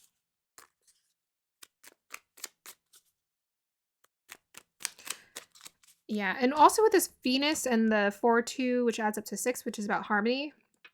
I'm thinking about Libra and I'm thinking about relationships. So this group, relationships are very important. Don't isolate yourself. Relationships are very important for your success because you have all this Venusian energy around you and harmonious energy around you. And you have this siren energy around you. You want to use that. It's part of what you're here to use in this lifetime to guide you. So relationships are going to be here to guide you. So just use your intuition, use that third eye knowing chakra for a sense of like, when people come into your life, even two, that's like two, right? Union. Let that guide you towards who you should trust and who you should not trust. Because people are going to come towards you. Just use your intuition. All right, clarifier for this group guides. I said this is timeless, but sorry, the 2022 just came up, but you can use this as a timeless reading if you want to as well. If it's not 2022, you're still a creative being. Clarifier for this group. What are their past life gifts?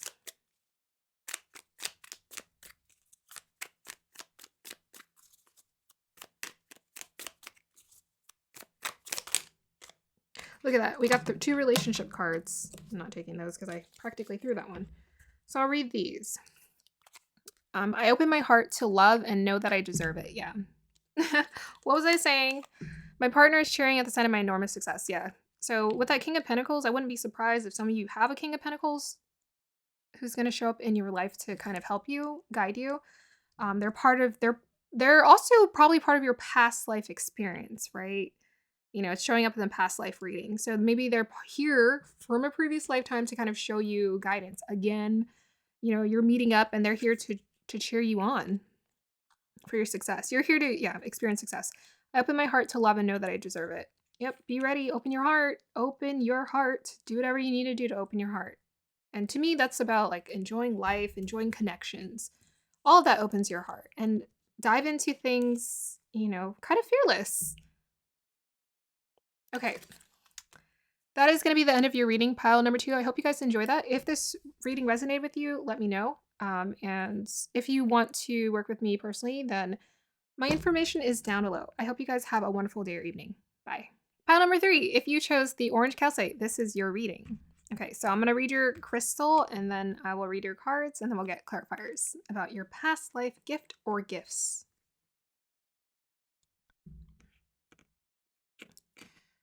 Okay. Past life gift. Whoa. Okay, first thing, I'm getting a lot of energy from this crystal, like almost right away.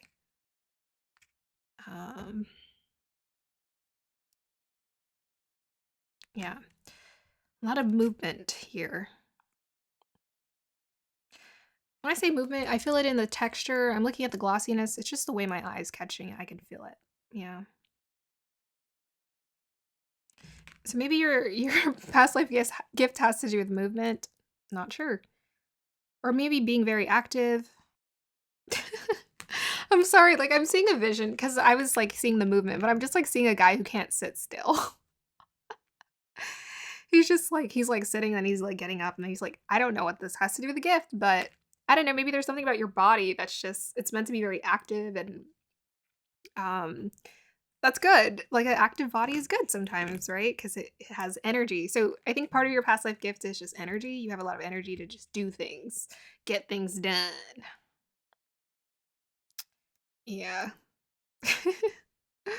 I'm like, this poor guy. I hope he's okay. He's like sweating. He's like sitting down and getting up and sitting down and getting up. He just doesn't know what to do with himself. Okay. Okay, let's see. I'm seeing other things. I'm trying to read this. What is that? To me, I'm getting a lot of Gemini energy. I always get Gemini energy from this. But I'm getting a lot of Gemini energy. So I feel like pile number 3, you're very versatile. You're very like versatile. You have a lot of different aspects. So it's like this crystal is like, if you see it at a different, aspects, it looks different at every angle. So I feel like you have this about you, very Gemini energy. Like you look different. or maybe mutable energy as well. Is Gemini mutable? I can't even remember. But yeah, like either Gemini energy or mutable energy is what I'm getting here. I think it is because Sagittarius is mutable, Virgo is mutable. I think Gemini is mutable. Then Pisces is mutable too. Yeah. Yups. Ooh, what is this? Never noticed this before.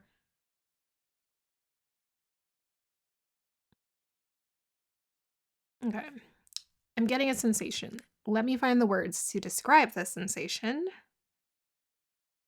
What is that?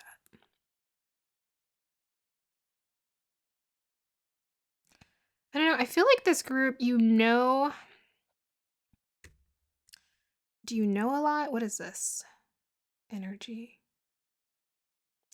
I don't know. I'm seeing a guy like he's on a boat with his friends because I always like going to the water in my visions for some reason. But he's describing to them how everything works. Like this is very much like Virgo energy, Mercury and Virgo, where it's like all the details of how everything works. But he's in a boat and he has sunglasses on, a tank top, some shorts, riding in a boat, and he's describing to his friends where they're going, what kind of sea creatures they're going to see. Yeah, he has like a very nice, the vibe just feels very natural. So part of your past life gift is just probably knowing things. Or it's like knowing it's how you access, or maybe even how you communicate. How you communicate certain ideas. Yeah, because I'm almost like wanting to describe, like I'm the guy, and I'm like, okay, so this is what this is. This is what I feel like doing. So let me. Okay, so as I was saying before, part of your for this group, I think part of your past life gift. So I was going to demonstrate, right? So I was going to demonstrate before the battery died. I almost want to be like this guy. Let's pretend I'm him. I'm pointing to this crystal and I'm like describing all of the parts, moving parts of this crystal. So there's like instructor. I'm getting like instructor. You have a natural affinity for being maybe a teacher or an instructor of some sort, or explaining things to people, telling them how they work, all of the moving parts to it. Yeah. You're like a natural teacher. That's what I'm getting from this group. A lot of curiosity, for sure, with that Gemini energy. Naturally very, very curious about how things work. Very technical too, like very much like Virgo energy, the technical details of how understanding like I'm repeating myself. Understanding how things work at a very close level and wanting to get close and dive in. Yeah, very nerdy energy. I love it. I'm a nerd. We're all nerds. Let's embrace it.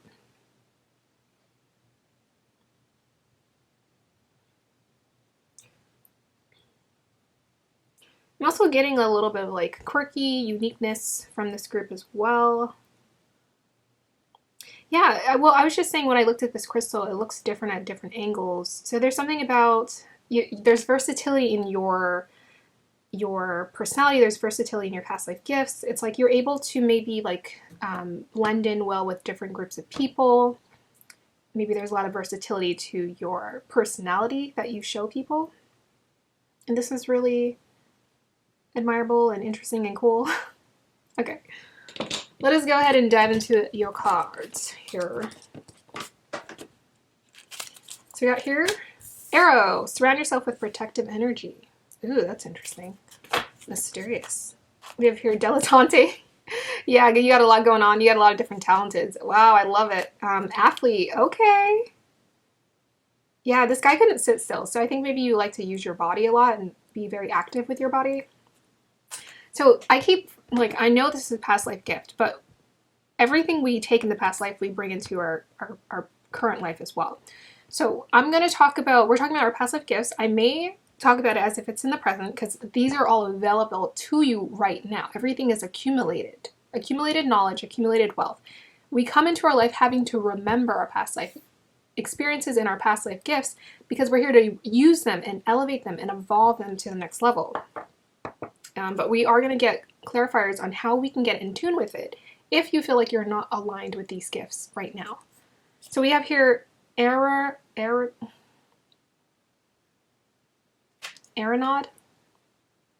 don't know. I think so. Aeronod. Time. We have here community. Yeah. We have here sacral chakra, soul lesson, surrender. Sagittarius. Yeah, that's the teacher. Natural teacher energy. And then we have here Mercury. I love it. And then we have your freedom and strength. Wow. Okay. All right. So I want to say this first. Well, let me read over your cards first, and then I'll come back to it. So we have here Errol. Surround yourself with protective energy. We have here dilettante. Delights in the arts without having to be a professional. Yeah, see, I was saying this guy was a natural teacher. And I was seeing him, I think, on a boat, showing his friends, like, the ecosystem, because I felt like for this group, this pile, you just have a natural affinity for knowing how to show people how to do things without having the degree or the certificate. Alerts you to the danger of becoming superficial in your pursuits for this. Shadow attribute, pretension to much deeper knowledge than you actually possess. Ouch. Athlete, light attributes, dedication to transcending physical limits, including handicaps. Development of personal willpower and strength of spirit. Shadow attributes, misuse of athletic ability for selfish ends. False sense of invulnerability and entitlements. We have your 3, Aeronod, time, I hope I'm saying that right. We have here strength. We have here 8, community. 5, soul lesson, surrender, sacral chakra. And I'm just going to sip my water for a second.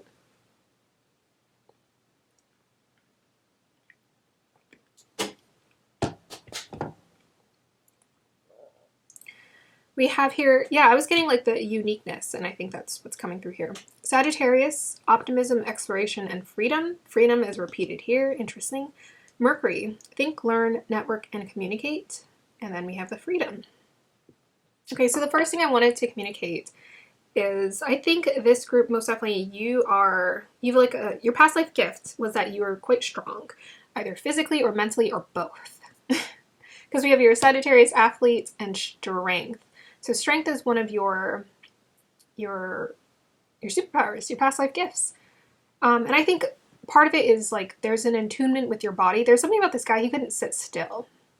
He just couldn't sit still.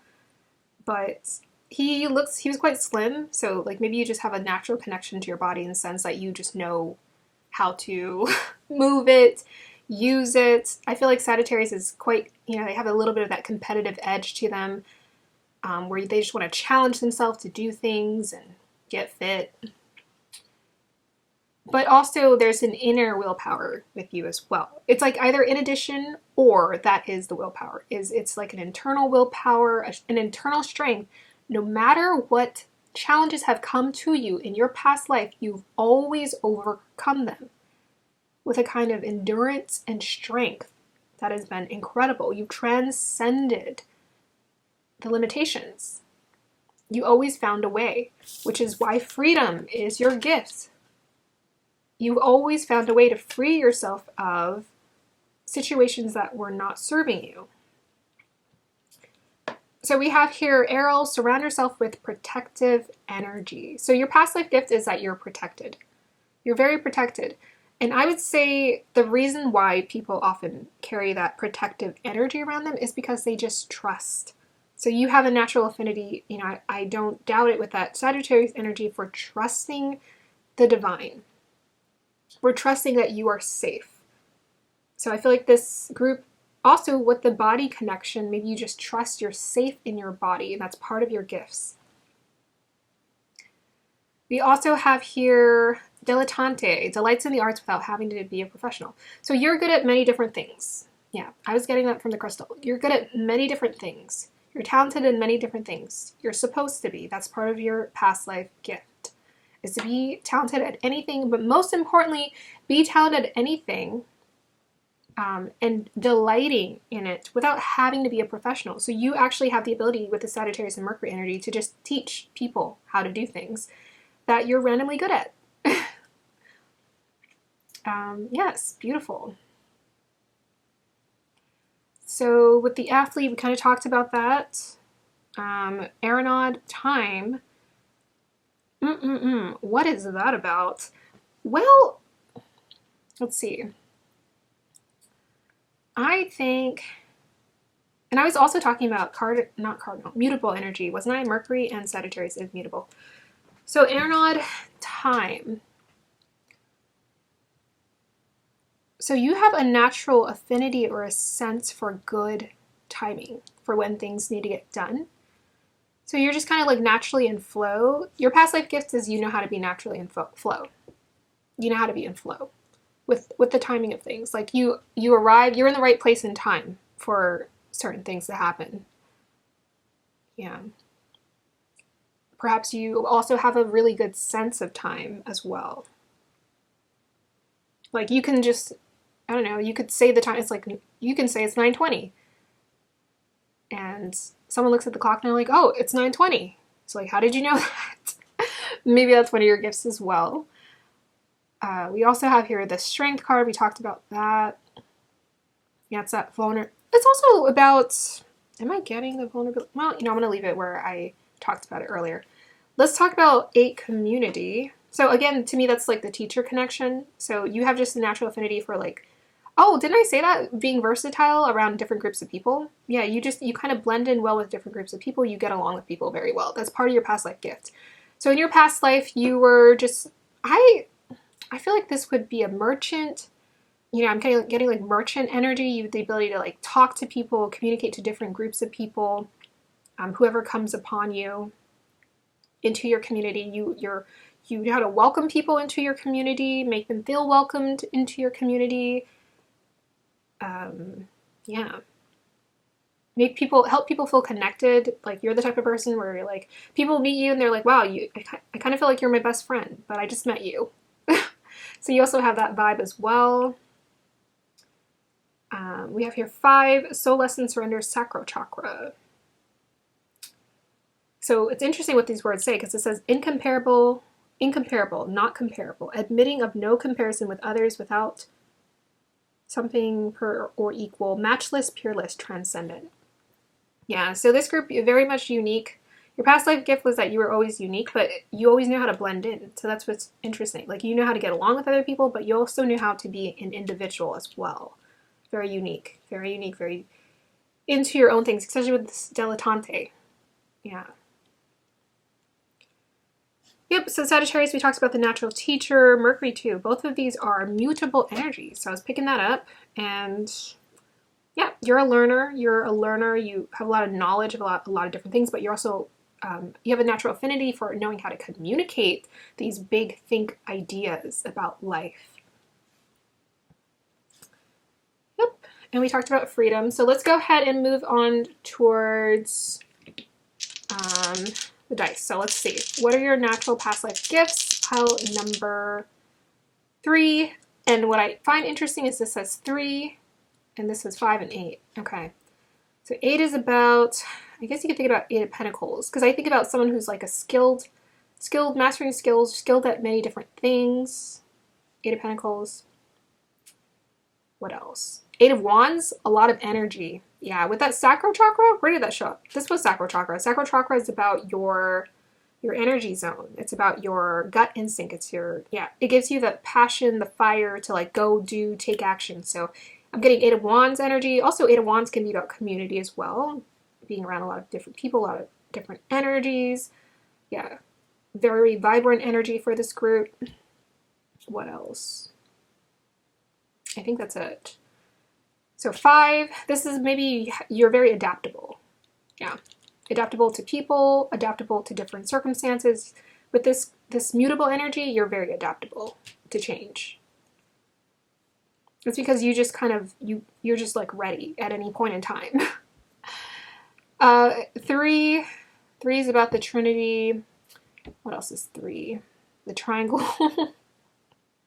3 points. I feel like this is the versatility. like you're versatile, but you're like well versed in the areas that you are versed in. It's like you know a lot about art, you know a lot about spirituality, you know a lot about, I don't know, health. I was just seeing someone who's like, you know things in detail, like very well in detail. Okay, so clarifier for pile number 3's past life gift. Barely moved. So we got Uranus and Capricorn in the 4th house. Well, that's interesting energy, I must say. Okay, so Uranus and Capricorn in the 4th. What a flip of energy.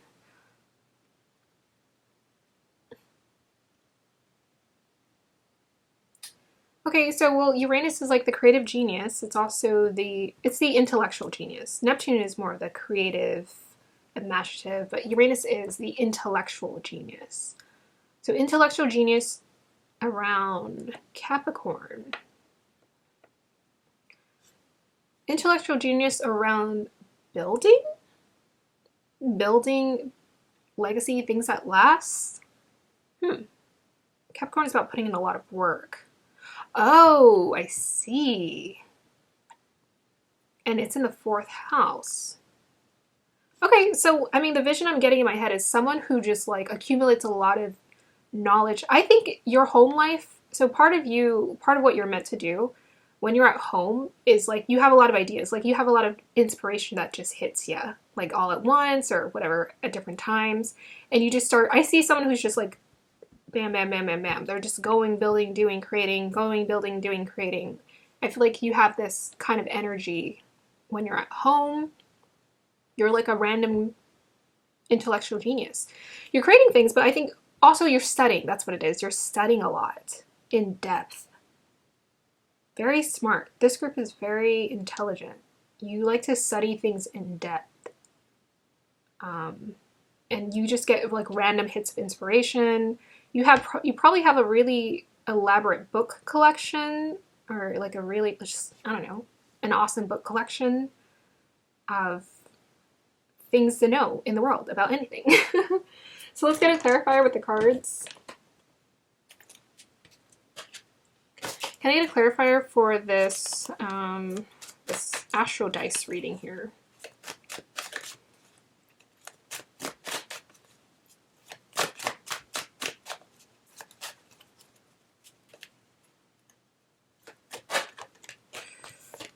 We got here the whale.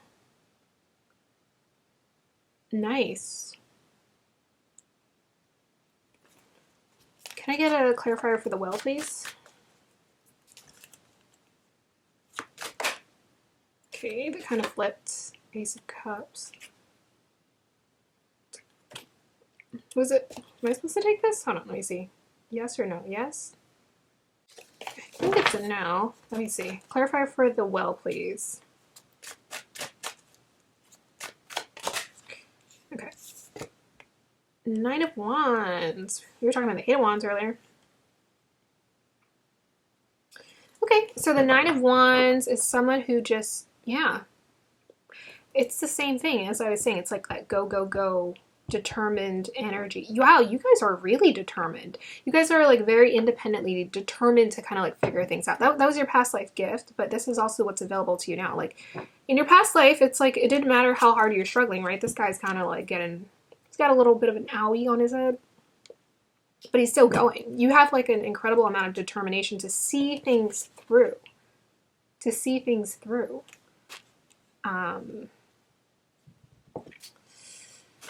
The whale, I always feel like she's, you know, I always get like a little bit of,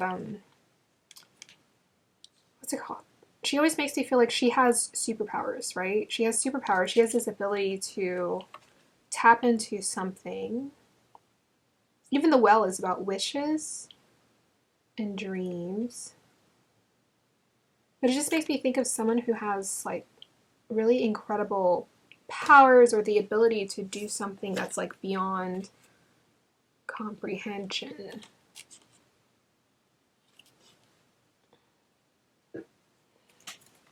Clarifier for the well, please.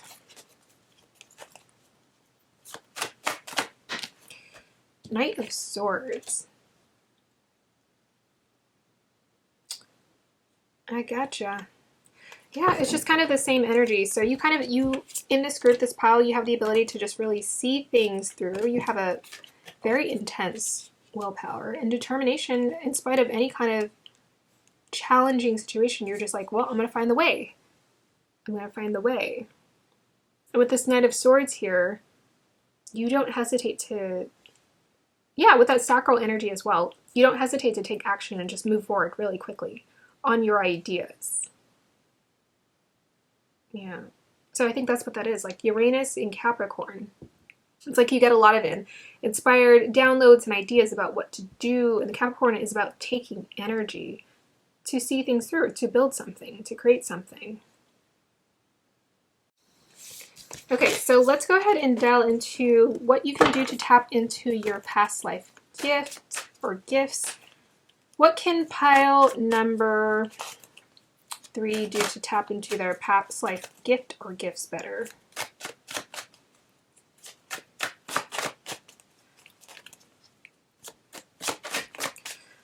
Well, one part is maybe not comparing yourself to others. Okay, we have your Queen of Cups reversed with the Sun. Interesting. Whoa.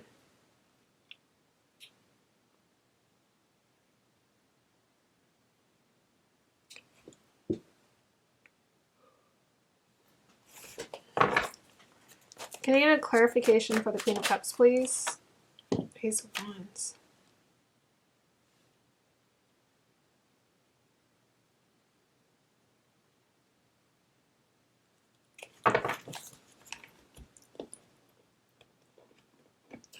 I said that, it's so funny, because I said don't compare yourself to others, and I felt like that was weird how that popped out.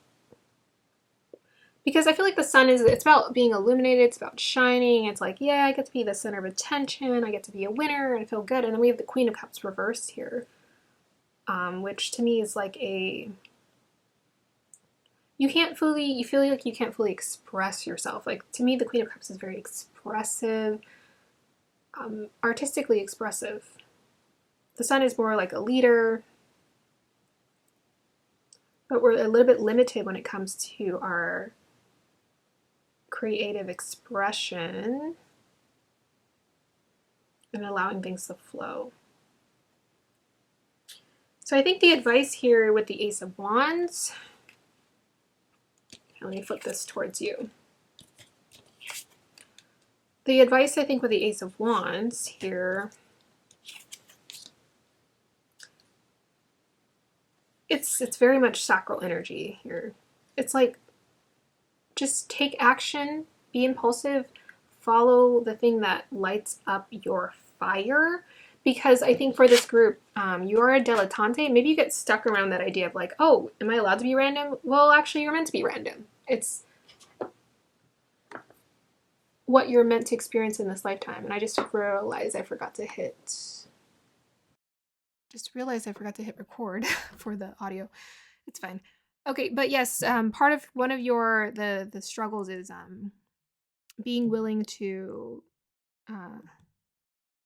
express your. They want you to create a new beginning for yourself. So just be open to creating a new beginning for yourself when it comes to your creative expressions and your passions. Allow yourself to be very random. It's fine. I think you're naturally versed when it comes to the leadership. Like with the Sagittarius energy, the willpower, the strength. It's like, okay, you know how to help people out, you know how to illuminate, but I think the creative expression, the creative freedom is much more limited. And the way they want you to tap into that is just by starting from the beginning or creating a new beginning for yourself when it comes to whatever lights up that fire. Okay, clarifier for the Ace of Wands, please. Or clarifier for what pile 3 can do to align with their past life gift. So 6 of Cups reversed. Yeah, the cups are reversed again. Oh, okay. So they really want you to, that is kind of the past life card. Can I get a clarifier for the 6 of Cups? Oh, we got, okay, gotcha. Yeah, these came out reverse. So part of yeah, the challenge here is they really want you to just kind of pursue your childhood dreams. They really just want you to go for it. So these are reversed. Yep. I mean, Page of Pentacles is always about starting from the beginning, and Eight of Pentacles is always about building, doing the work to build and create this experience for yourself. But yeah, I think you're well tapped into your ability to be a leader, and even take action to some extent. But when it comes to your creative expression, it's much more stunted. Some people in this pile, it's like stunted, like you aren't letting it just go. You're meant to be random. You're meant to be very random. It's like part of your flow state. Sacral energy is very much about flow state. So it's like in your flow state, you're going to find the prosperity, the abundance, the purpose. All that's just going to come when you just allow yourself to get into a flow state. Yeah. And to me, like with the Queen of Cups showing up, that's like, whew, that's a lot of creative ideas that aren't being fully expressed there with the reversal. Like you have a lot of, you have a beautiful imagination, a lot of creative ideas that want to come out, want to flow, but you just need to like a little bit of a beginner's mindset. Just start taking action towards something you feel passionate about, and starting from the beginning, really. It's okay. You don't have to be the best at it right now. Allow yourself to take time. Six of Cups, yeah. Childhood dream. Okay. So, any more advice about how group 3 can get aligned with their past life gift guides? K2. Oh, that's so interesting. Because we had Capricorn in the 4th house, but now we have K2 in Gemini in the 10th house. Whoa. That is the past life energy. Can I get a clarifier for K2 in Gemini in the 10th?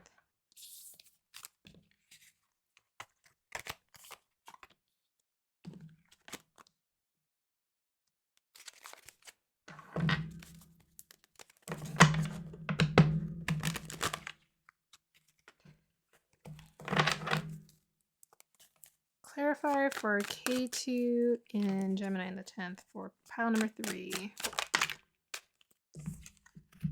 Judgment. Okay. Gotcha. Hangman. Okay. Okay. So for pile number 3, so K2, they want you to kind of release. So this is like your mental space, your thoughts. And then around the 10th house. So this is about reputation, I think, for this group. It's about maybe the way that you feel like you'll be seen on a larger scale by a broader group of people. You don't want to be seen as maybe random or something, but this is just part of your gifts. You don't want to be seen as, what would that put? That would put Rahu and Sagittarius in the 4th. Yeah. I think this group with the Judgment card being reversed, it's like you care about how other people see you, or you're afraid of how other people will talk about you if you're just pursuing these random creative impulses. But with that, Uranus is a part of your past life gift. You're meant to be random. You're meant to be random. You're meant to change your hobbies. You're meant to go from this to this to this to this to this. This group is very mutable energies coming through very strongly. But it's like in the mix of all of this,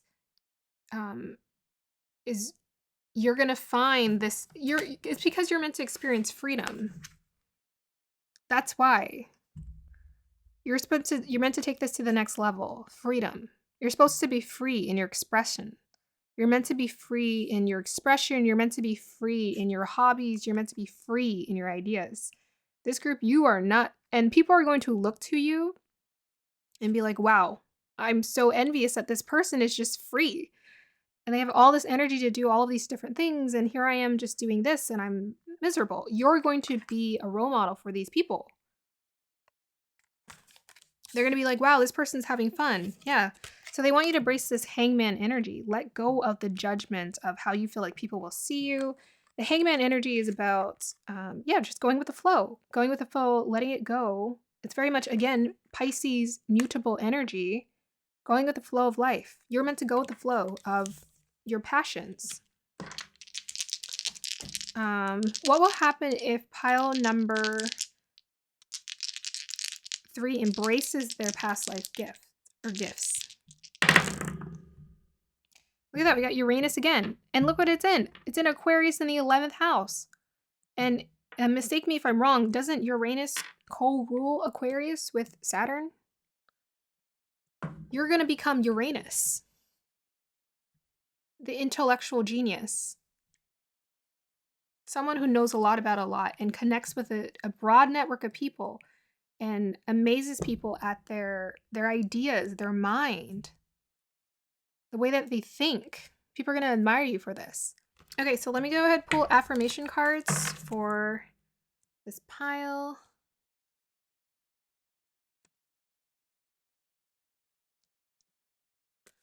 Can I get clarifiers for pile number 3, guys?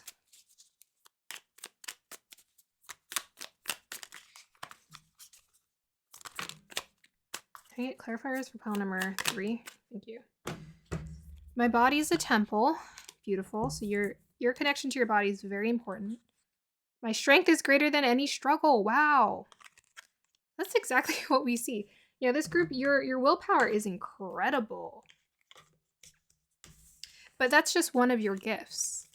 Your willpower. Your other one is your mind. Can I get clarifier for this pile guide's past life gifts?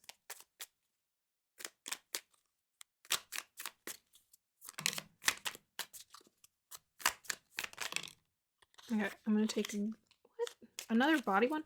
Clarify for this group's past life gift. Okay.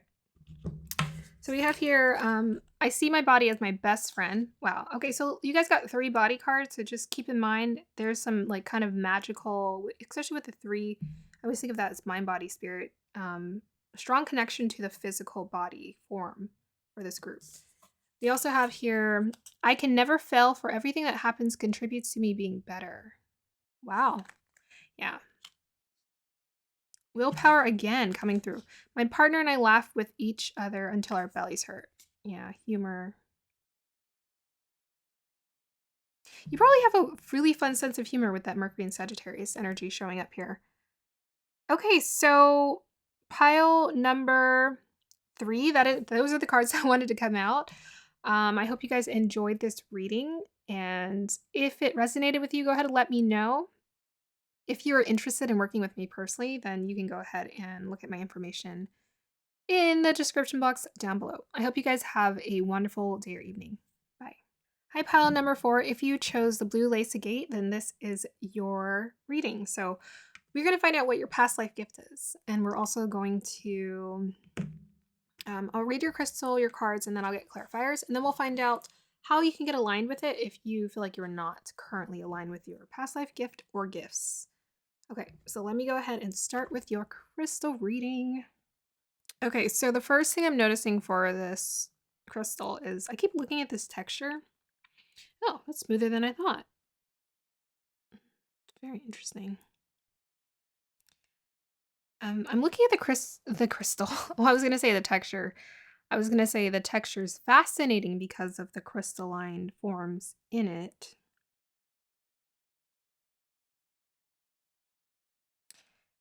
I'm trying to, let me find the words to describe the sensation that's coming through. So the first thing that's coming through is multi-layered. Multi-layered. I feel like for this group, whatever your past life gift, it was very well mastered or built, like carefully. I'm just seeing someone put all of these crystallized forms in this crystal, like carefully together. I just see them piecing it together.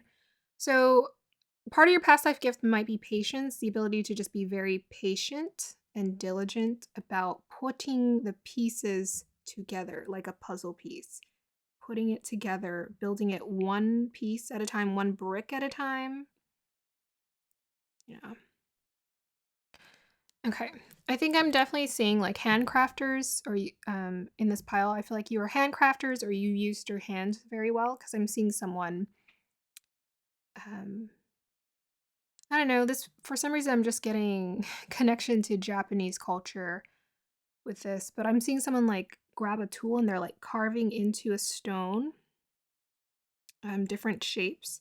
So most likely maybe you're a handcrafter or artisan or some type of artist in a previous lifetime. It feels like mastery though. It feels like this is something that takes a lot of time and careful attention to put to build and to create. And this person that I'm seeing, he looks very patient.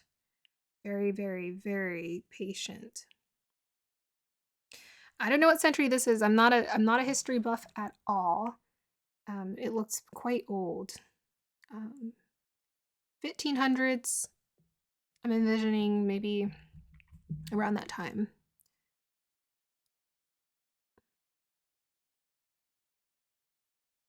Yeah, there's definitely something about building something beautiful, building something like that would last a long time, like um, m- carving into marble or carving into stone or carving into something like really. So this feels very much like Taurus energy, Taurus, because they're very good with their hands. It's like very much physical artists who are very good with their hands, crafters, good with their hands. I'm also seeing fashion designers. I'm seeing someone design putting embellishments on a dress as well.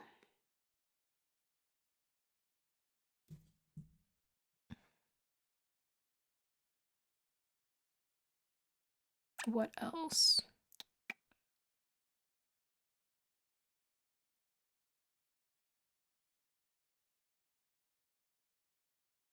Yeah, I'm just kind of seeing the same scene. It's like multiple different characters in Japanese culture. It may even be Korean culture because I watch a lot of Korean dramas. But for some reason, I'm being called to say Japanese, where people are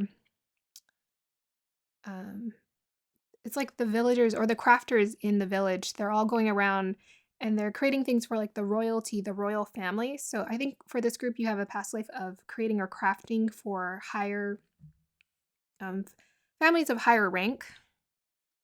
So you were a higher rank artist, artisan, crafter. It's so beautiful. Like the things that you designed were just so intricate, so beautiful. Like these are things that have already been passed down generations. They still exist.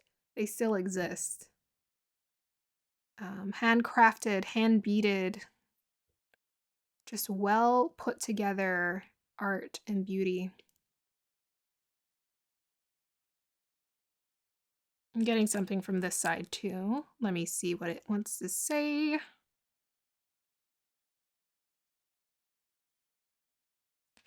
I'm also getting, so this is kind of another storyline that wants to come through.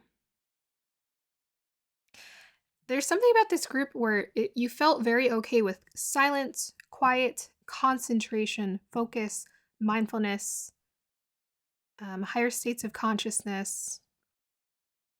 Like I'm kind of seeing monks or I'm seeing people meditating very quietly, just um, with their eyes closed. Because I kept seeing clouds. So I think feel like that's what's coming through. It's like silence, quiet, and clouds.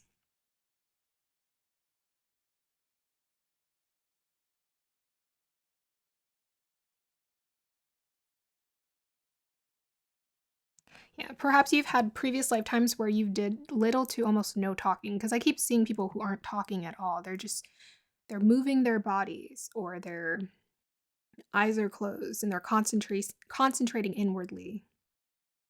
This crystal almost like this part of it almost looks like something wants to open up. I want to open it up. What is that about?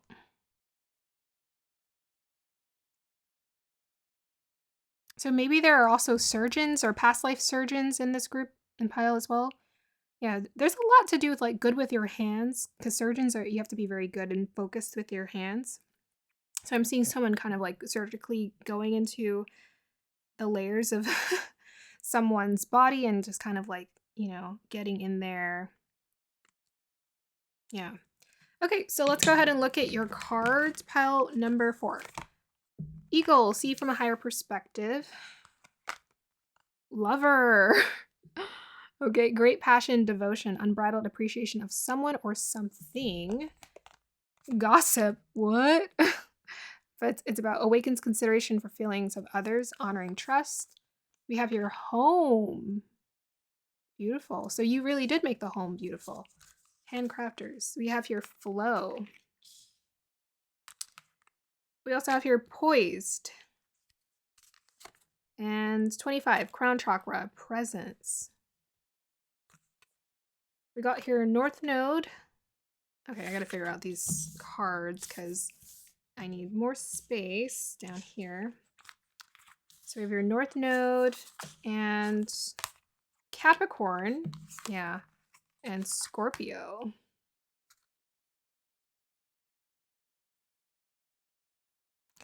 And then lastly, we have prosperity. Woohoo! Okay.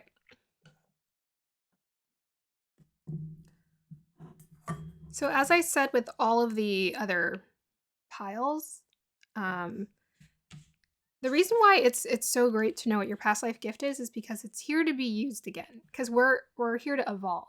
So you're here to take what you already know and to evolve it. So you can get closer and closer to your awakening and freeing yourself of pain and just accessing pleasure. So it's best to, I feel like it's just easy to just access your past life gifts so you can use it to your advantage so you can advance to the next level in this lifetime. And they say the whole point is if you've learned about reincarnation is you don't want to reincarnate back to like this life or to being like human. You want to evolve to being a higher being. But the way to evolve to being a higher being is you have to master this lifetime. So take what you already know in your previous lifetimes and master this lifetime so you don't have to wake up to this form, because being a human is challenging. You have to go through pain, struggles, so you want to evolve. And I guess I'm feeling called to say that because we got North Node, Capricorn, and Scorpio.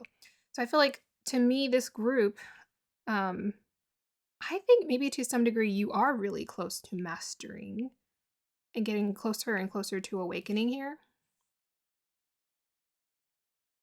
With the North Node in Capricorn, because Capricorn is like the most advanced earth sign, and Scorpio is the most advanced water sign. So that's interesting. And even the eagle, too, who sees from the higher perspective. Okay, so reading over the cards. Eagle, see from a higher perspective. Lover, great passion and devotion, unbridled appreciation of someone or something. Gossip, awakens consideration for the feelings of others. Honoring trust. 21, Hestia, home. 43, Rhea, flow. Prosperity. 40, poised. 25, soul lesson, presence, crown chakra.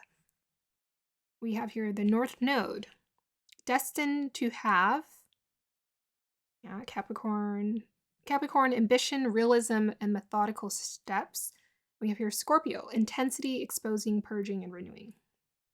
Okay, so let me just go back to the vision really quick. We have here, so to me with the prosperity and the North Node in Capricorn, and even Scorpio, I would say all of these energies, they're about the material. Also the home as well. We'll go back to that. But to me, they're about the material. They're about putting a lot of determination into building something. So to me, this group, you're here to accumulate like the height of success or the height of status or the height of, the height of something. You're like here to master that aspect. With Scorpio, North Node, Scorpio, and we have prosperity. To me, Scorpio is the height of prosperity because they're the height of not material. Yeah, they're just the height of, I would say, material success as well. Capricorn is like the height of material success as well as status. So you're here to master that And to me, both of these energies require a lot of focus and determination in order to acquire this height of energy. Yeah. Scorpio is very much like focus, Capricorn, very focused energy for this group.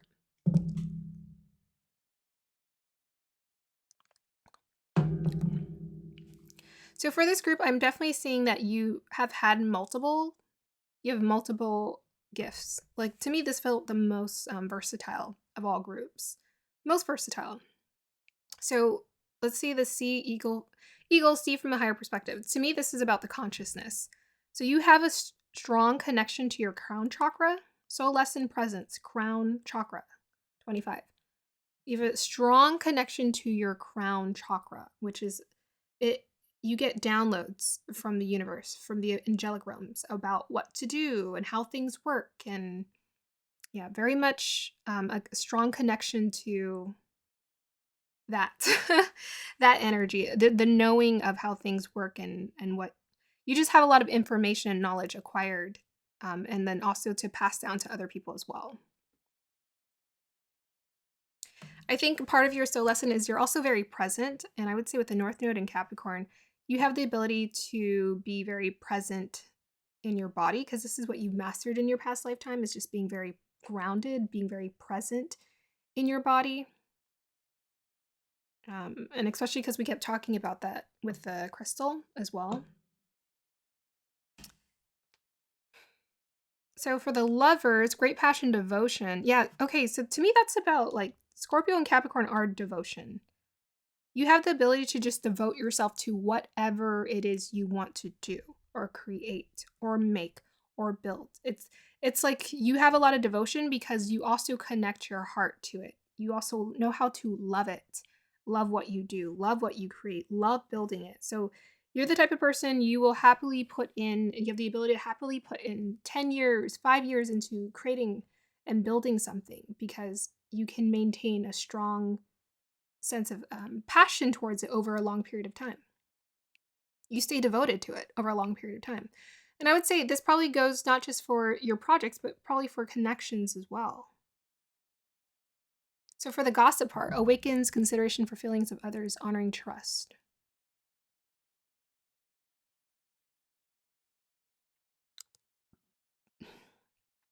Well, to me, I think I was talking about higher states of consciousness with this group. So I think you have the ability to just understand how to be very considerate of other people's feelings. This is something you've mastered in a previous lifetime.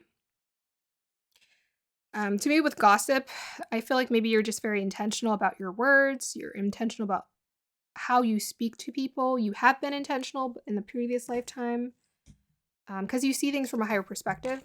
So you're not just thinking, oh, she did this and that bothered me. You're thinking in terms of like, okay, but where was she at? Why did she do that? There was a reason. Like you actually try to understand the depth with the Scorpio energy of how people and humanity function and work. Like you really want to know on the deepest level.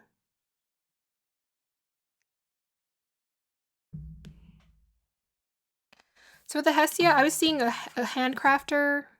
So Hestia, this is all about like um, enjoying your home life, appreciating your home life. I think you had a previous lifetime. You're probably very much honored with Rahu and Capricorn and Scorpio, a beautiful home in your previous lifetime. And I think in this lifetime too, it's just something you're here to experience again is like a beautiful home, beautiful things around you, beautiful handcrafted things around you. And since I was seeing a lot of handcrafted things that were passed down from generation to generation, you probably have some things that were passed down to you or vintage things that you like to keep around you as well. Yeah. Perhaps you also have a gift for creating things that go in people's homes as well. It makes it look beautiful. For the 43 flow, so you have a natural creative flow state that you like to tap into when it comes to creating or doing this. You actually have an incredible determination and flow state with this lover energy, like the devotion and the Rahu and Capricorn Scorpio. Like this group to me, you have the ability to sustain projects big time because you get into a very intense flow state. a very, very intense flow state, where you just like go, you dive in, and you stay very present and connected to whatever it is you're making. And you fall in love with it too.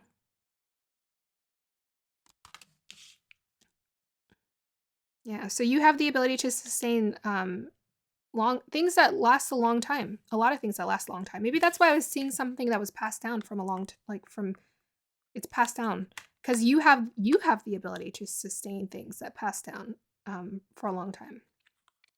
Like you have the ability to be in like really devoted partnerships or really devoted um work work projects or goals or I don't know, anything that takes a long time. You just know how to be in flow.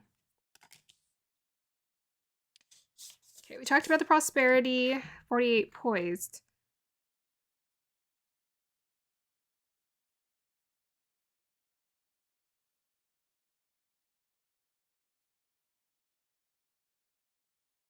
To me, whenever I see this card, it's always about loving life and appreciating life.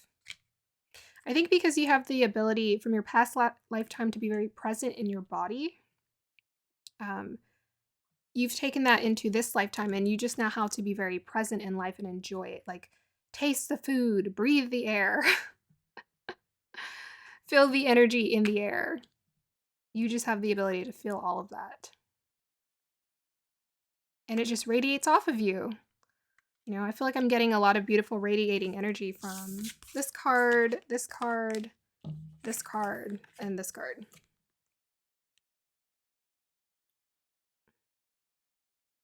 Yeah, you just have this natural radiance about you.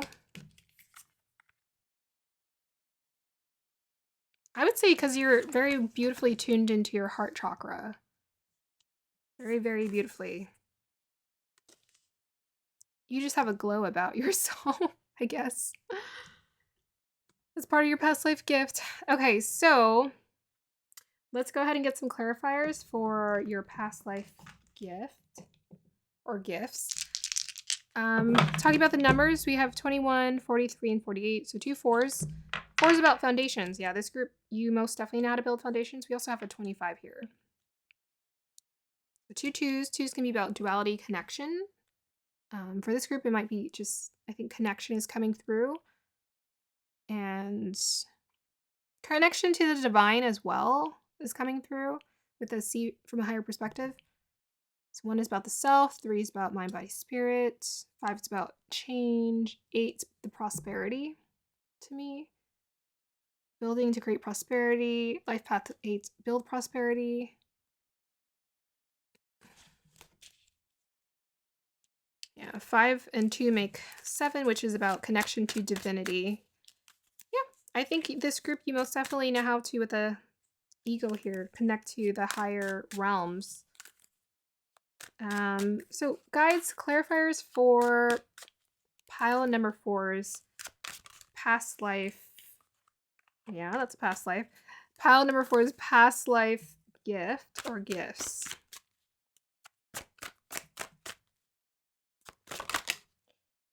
Okay, I feel like that might have come out, so.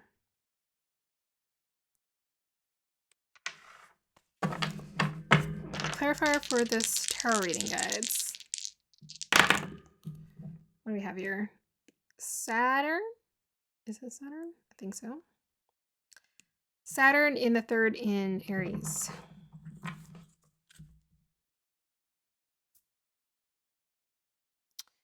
What would that mean? There's something here, because 3 of Wands is about building a vision, right? Building a vision. This is about a fantasy. When it's reversed, sometimes it's about being realistic. This could be childhood dream or the past. It's reversed. So we have Saturn in Aries in the 3rd.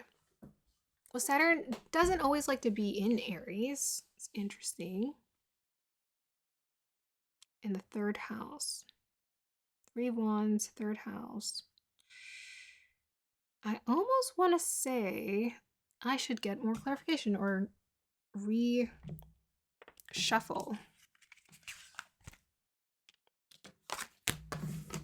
I don't usually do that, but for for some reason I was just feeling called to reset. Okay, so let's go ahead and see. Clarifier for pile number 4. Past life gift or gifts guides. Okay, so we have here Knight of Wands, the Empress.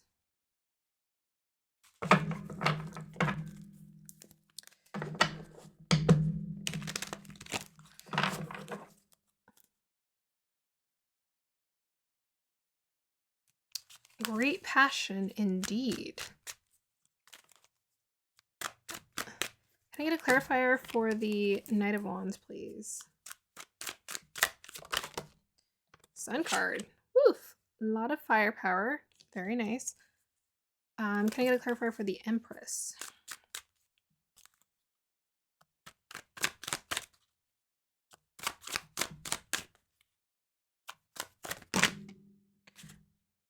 Okay, I cannot take all of that. Clarifier for the Empress, please. What the? Okay. King of Swords, reverse.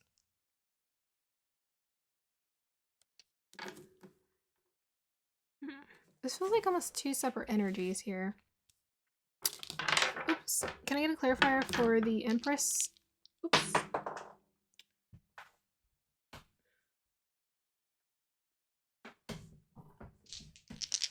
Clarifier for the Empress.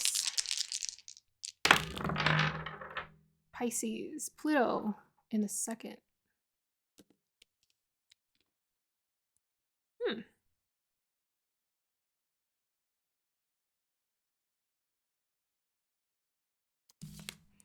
What might this mean?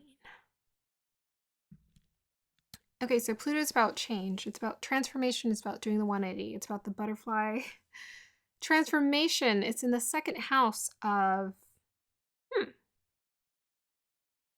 What did I pull earlier? 3 of Wands, Cups, and something else. Okay, well, let me just do this one first. So one of your past life gifts is passion. Being passionate about what you... To me, this is like heart chakra energy.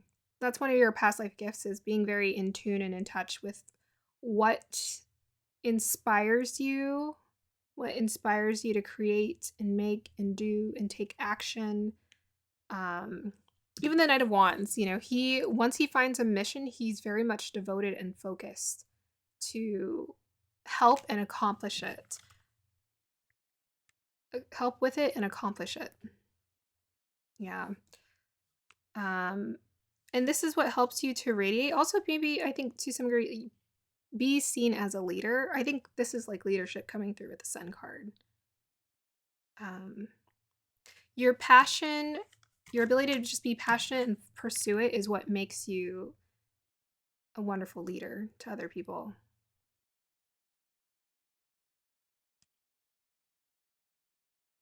This is something that was granted to your past life, and this is what's here now. Okay, so for the Empress,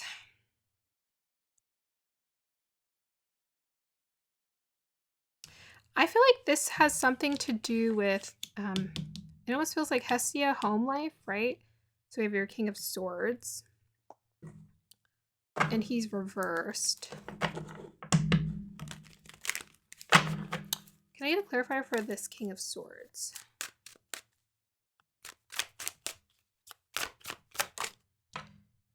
Okay. Justice. Oh, heir to the max. Okay, let me flip these cards.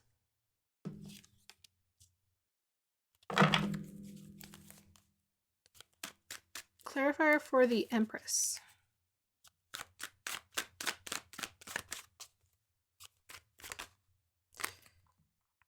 We have here Hermit and the 7 of Wands.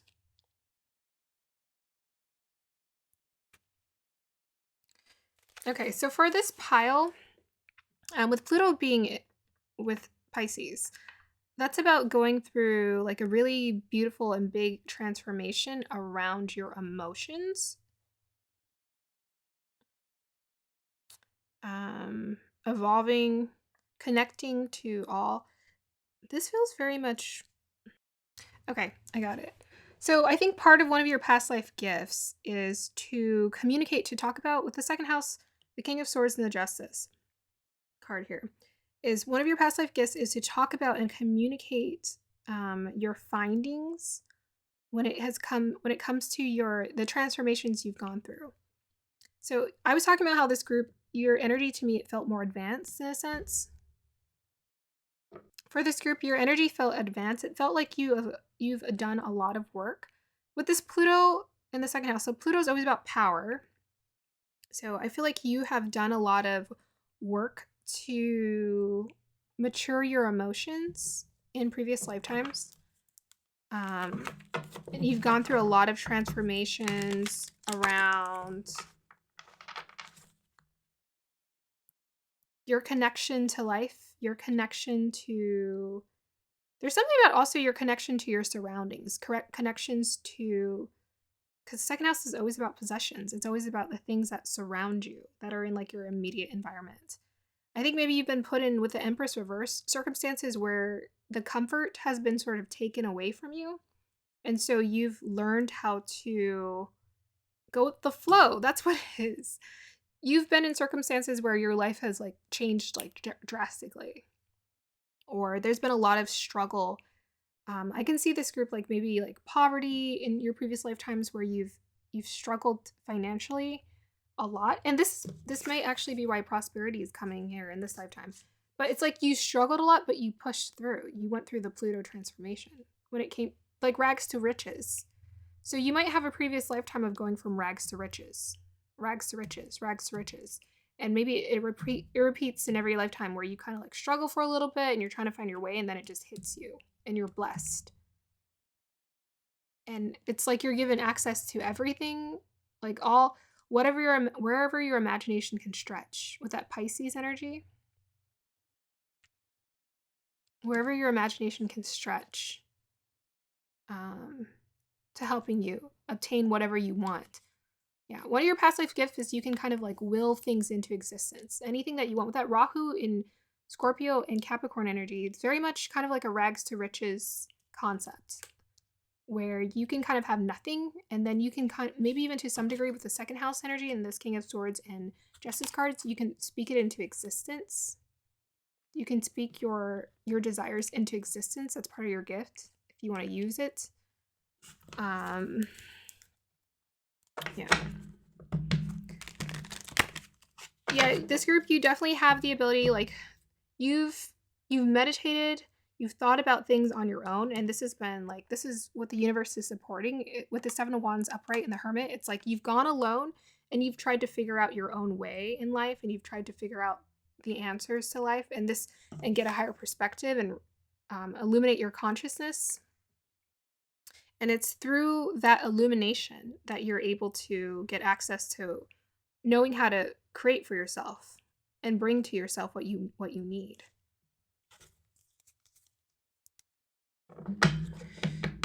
Yeah. Okay, let's see if we can get any more because I want a bit more. Oops. Pile number 4 is past life or past life gifts, guys. Past life gifts. You got Rahu in the second. Oh, look at that. A second again. They don't want to leave the second house. So prosperity is huge for this group. Guys, look at the signs in. Oh my gosh. This literally has been your reading. Rahu in the second house in Capricorn. So this group, you were meant to experience success. You've experienced it in previous lifetimes over and over again. And you're meant to experience it again. It's something you've mastered and it keeps repeating itself. So if you haven't experienced this prosperity, like money raining down on you, it's coming. And it's a matter of you just tapping into the energy. Rahu and second house are also entrepreneurs. That's probably why I was seeing crafters, creators. You're meant to, maybe even to some degree, like with this Rahu Capricorn, or Scorpio. Both of them can be entrepreneur energies, whatever you want, in the second house. But you can build your prosperity on your own through following your own vision. I think that's why we were seeing the 3 of Wands. If you follow your own vision, if you have something you want to create, Rahu in the second house, they tend to be the entrepreneurs. So use one thing I can recommend is use your face, use your personality. I think that's why we have all of this like illuminating energy where you're seen, you're recognized, your aura. People love your aura. Let people see your face, let people see your aura because it draws them to you. It's part of what brings you the height of success, material and success as well as status to you. You're meant to experience the material success as well as status to you. Yeah. What else? I feel like I want to know more. Oh yeah, advice. How can pile number 4 get aligned with their gift or gifts guides? Yeah, that Empress came out reversed, but maybe she was supposed to be upright because, I feel like she would be. Oh, this came out reversed. Temperance. Oh, okay. I gotcha. Can I get a clarifier for the Temperance card? Queen of Swords. What was I saying about speaking it into existence? Why do we keep getting all these swords energy? And they're not just like, we got the Knight. Didn't we get the Knight for this group? The Knight, the King, and the Queen. Those are like higher ups. So there's something about your words and your ability to communicate about what you want. Also, Queen of Swords is about structure, getting organized. Temperance card is about patience and balance. Yeah, so to some degree, we need discipline here. We need to work on that if we want to align with this. Can I get a clarifier for the Queen of Swords, please? So we have 8 of Wands. Clarifier for the Queen of Swords, please. Oops. Okay, and we have 4 of Wands. Interesting. I feel like the previous group had very similar energy.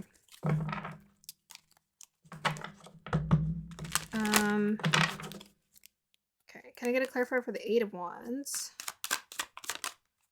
We have 8 of Pentacles. Putting in the work. Oh, sorry, 7 of Pentacles. Clarifier for the 4 of Wands, please. 2 of Cups. What the?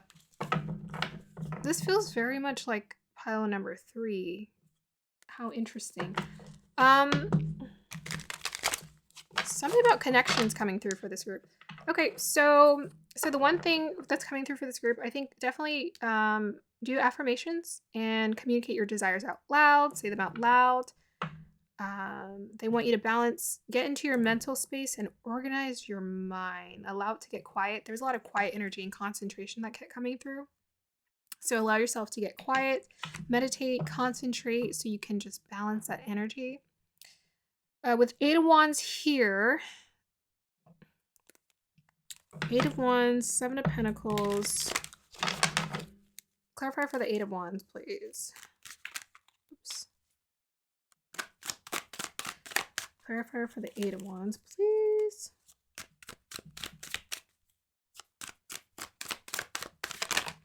That's a lot. Lovers reverse.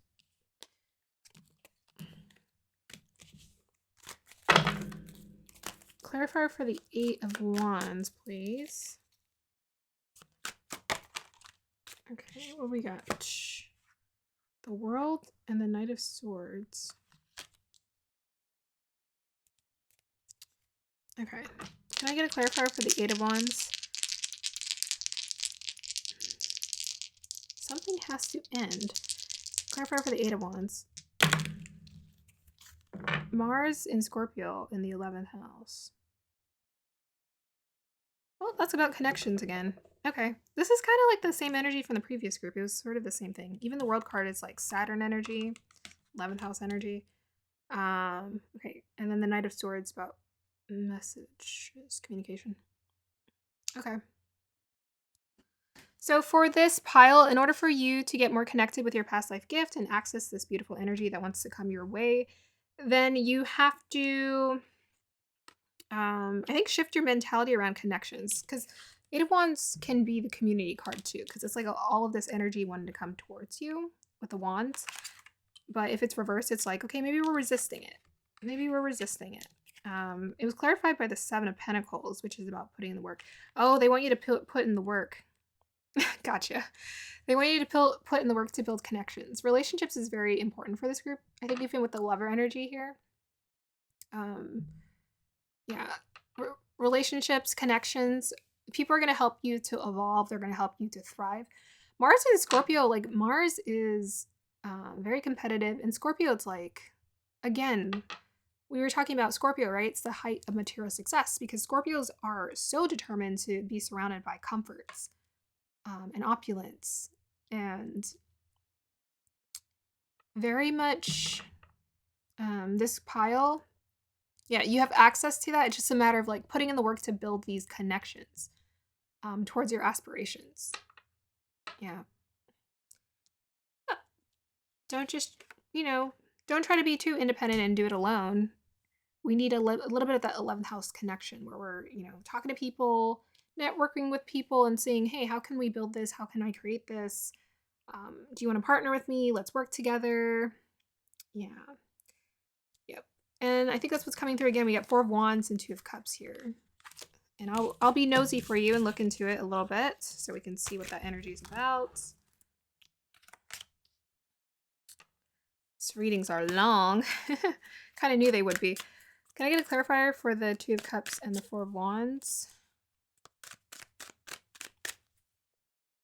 Oh yeah, Mars and Scorpio too. It's about... Oh, did I say Scorpio? That's Virgo. Okay, not Scorpio. I'm so sorry. It's Virgo. So we'll dual message about communication. Didn't I say communicating? Because I saw the Knight of Swords reverse. So yeah, this is about communicating to others.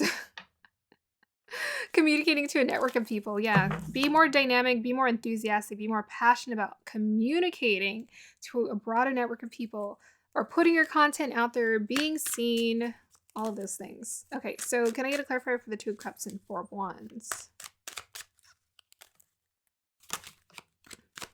Look at that. We have the Sun card that just flew out. And we have here Eight of Swords.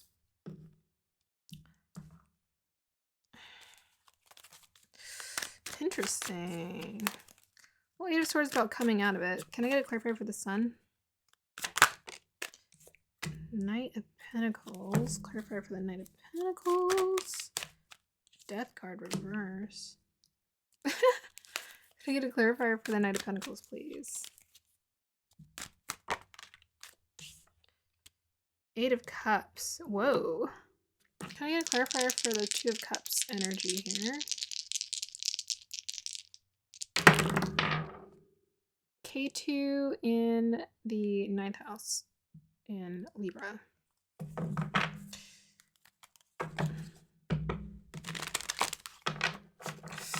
They want you to change your belief system. Releasing a fair, balanced... What else? Fair, balanced... Okay, so there's a lot about like, it's your thoughts, because I keep getting swords reversed. It keeps coming through for this group, swords reversed. So to some degree, K2, we have K2 in the 9th house in Libra. This is about releasing and letting go of, I think, because I always think of Libra as being diplomatic, fair, balanced, very much relationship oriented sometimes, thinking too much about how other people see them or how they should be balanced or harmonious in a partnership. Yeah. And then the sun card came out reversed, right? Where was it? Did I pick it back up? Oh, it's right here. So there's something about when it comes to connections and partnerships, maybe you have a tendency to harmonize too much with people as opposed to like staying determined to get the outcome of your own idea as a result. Like get the outcome of your idea. They want you to shift your belief system. So they want you to connect with people and to work with people, but they want you to shift your belief system for how you work with people. So opposed to blending in and being like side by side, they want you to, like, think with the Sun card reverse, like, be the leader. They want you to be the leader. Lead it, not just think of yourself as working as a partner with someone. They want you to lead it, lead the group, lead the... Yeah. Knight of Pentacles is about putting in the work and being consistent. Death card is about resisting change. And Eight of Pentacles is about walking away with something that doesn't feel satisfying towards something that will be much more fulfilling. What else do you want me to tell me about this reading, guys?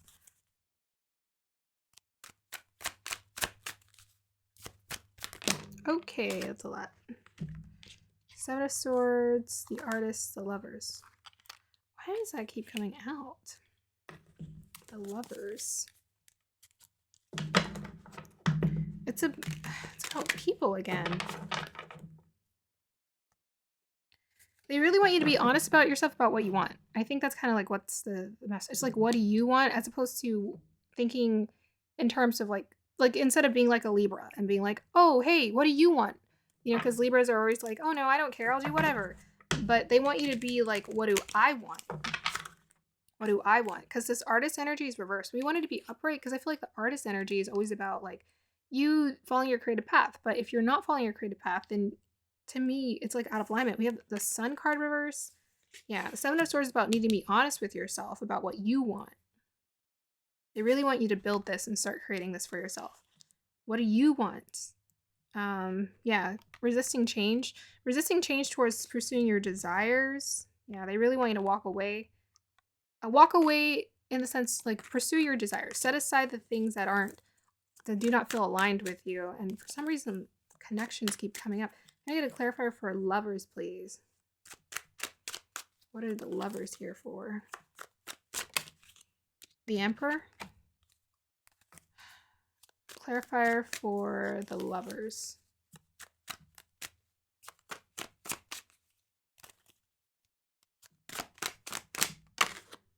Ten of Wands, reverse. Okay.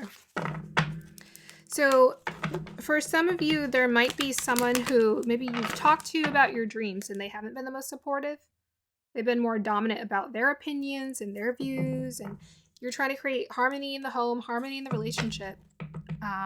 But they're like, they want you to shift your belief system because this isn't serving you. It's not allowing your energy to flow, right? They want you to release the burden. But I think also embrace being the Emperor as well, taking ownership and control over your own life, about what you're here to do. All right. Clarify for this reading, guys. Excuse me. Oh, look at that. It didn't even move. K2 in the ninth house in Pisces this time. And Pisces, again, that's like intimacy, connections. Yeah, it's about your relationships. They want you to shift how you exist in your relationships, your belief system around relationships, right? So instead of thinking, oh, I have to sacrifice what I want so this relationship can work, think in terms of how can we both get what we want, compromise where needed, but also find that fulfillment and happiness. Because this is your past life gift, but in order for us to access it, we need to get past this blockage here. So that's just for some of you here for pile number 4. Release any kind of limitations you have around relationships, what you think you're supposed to be doing to create harmony in your connections.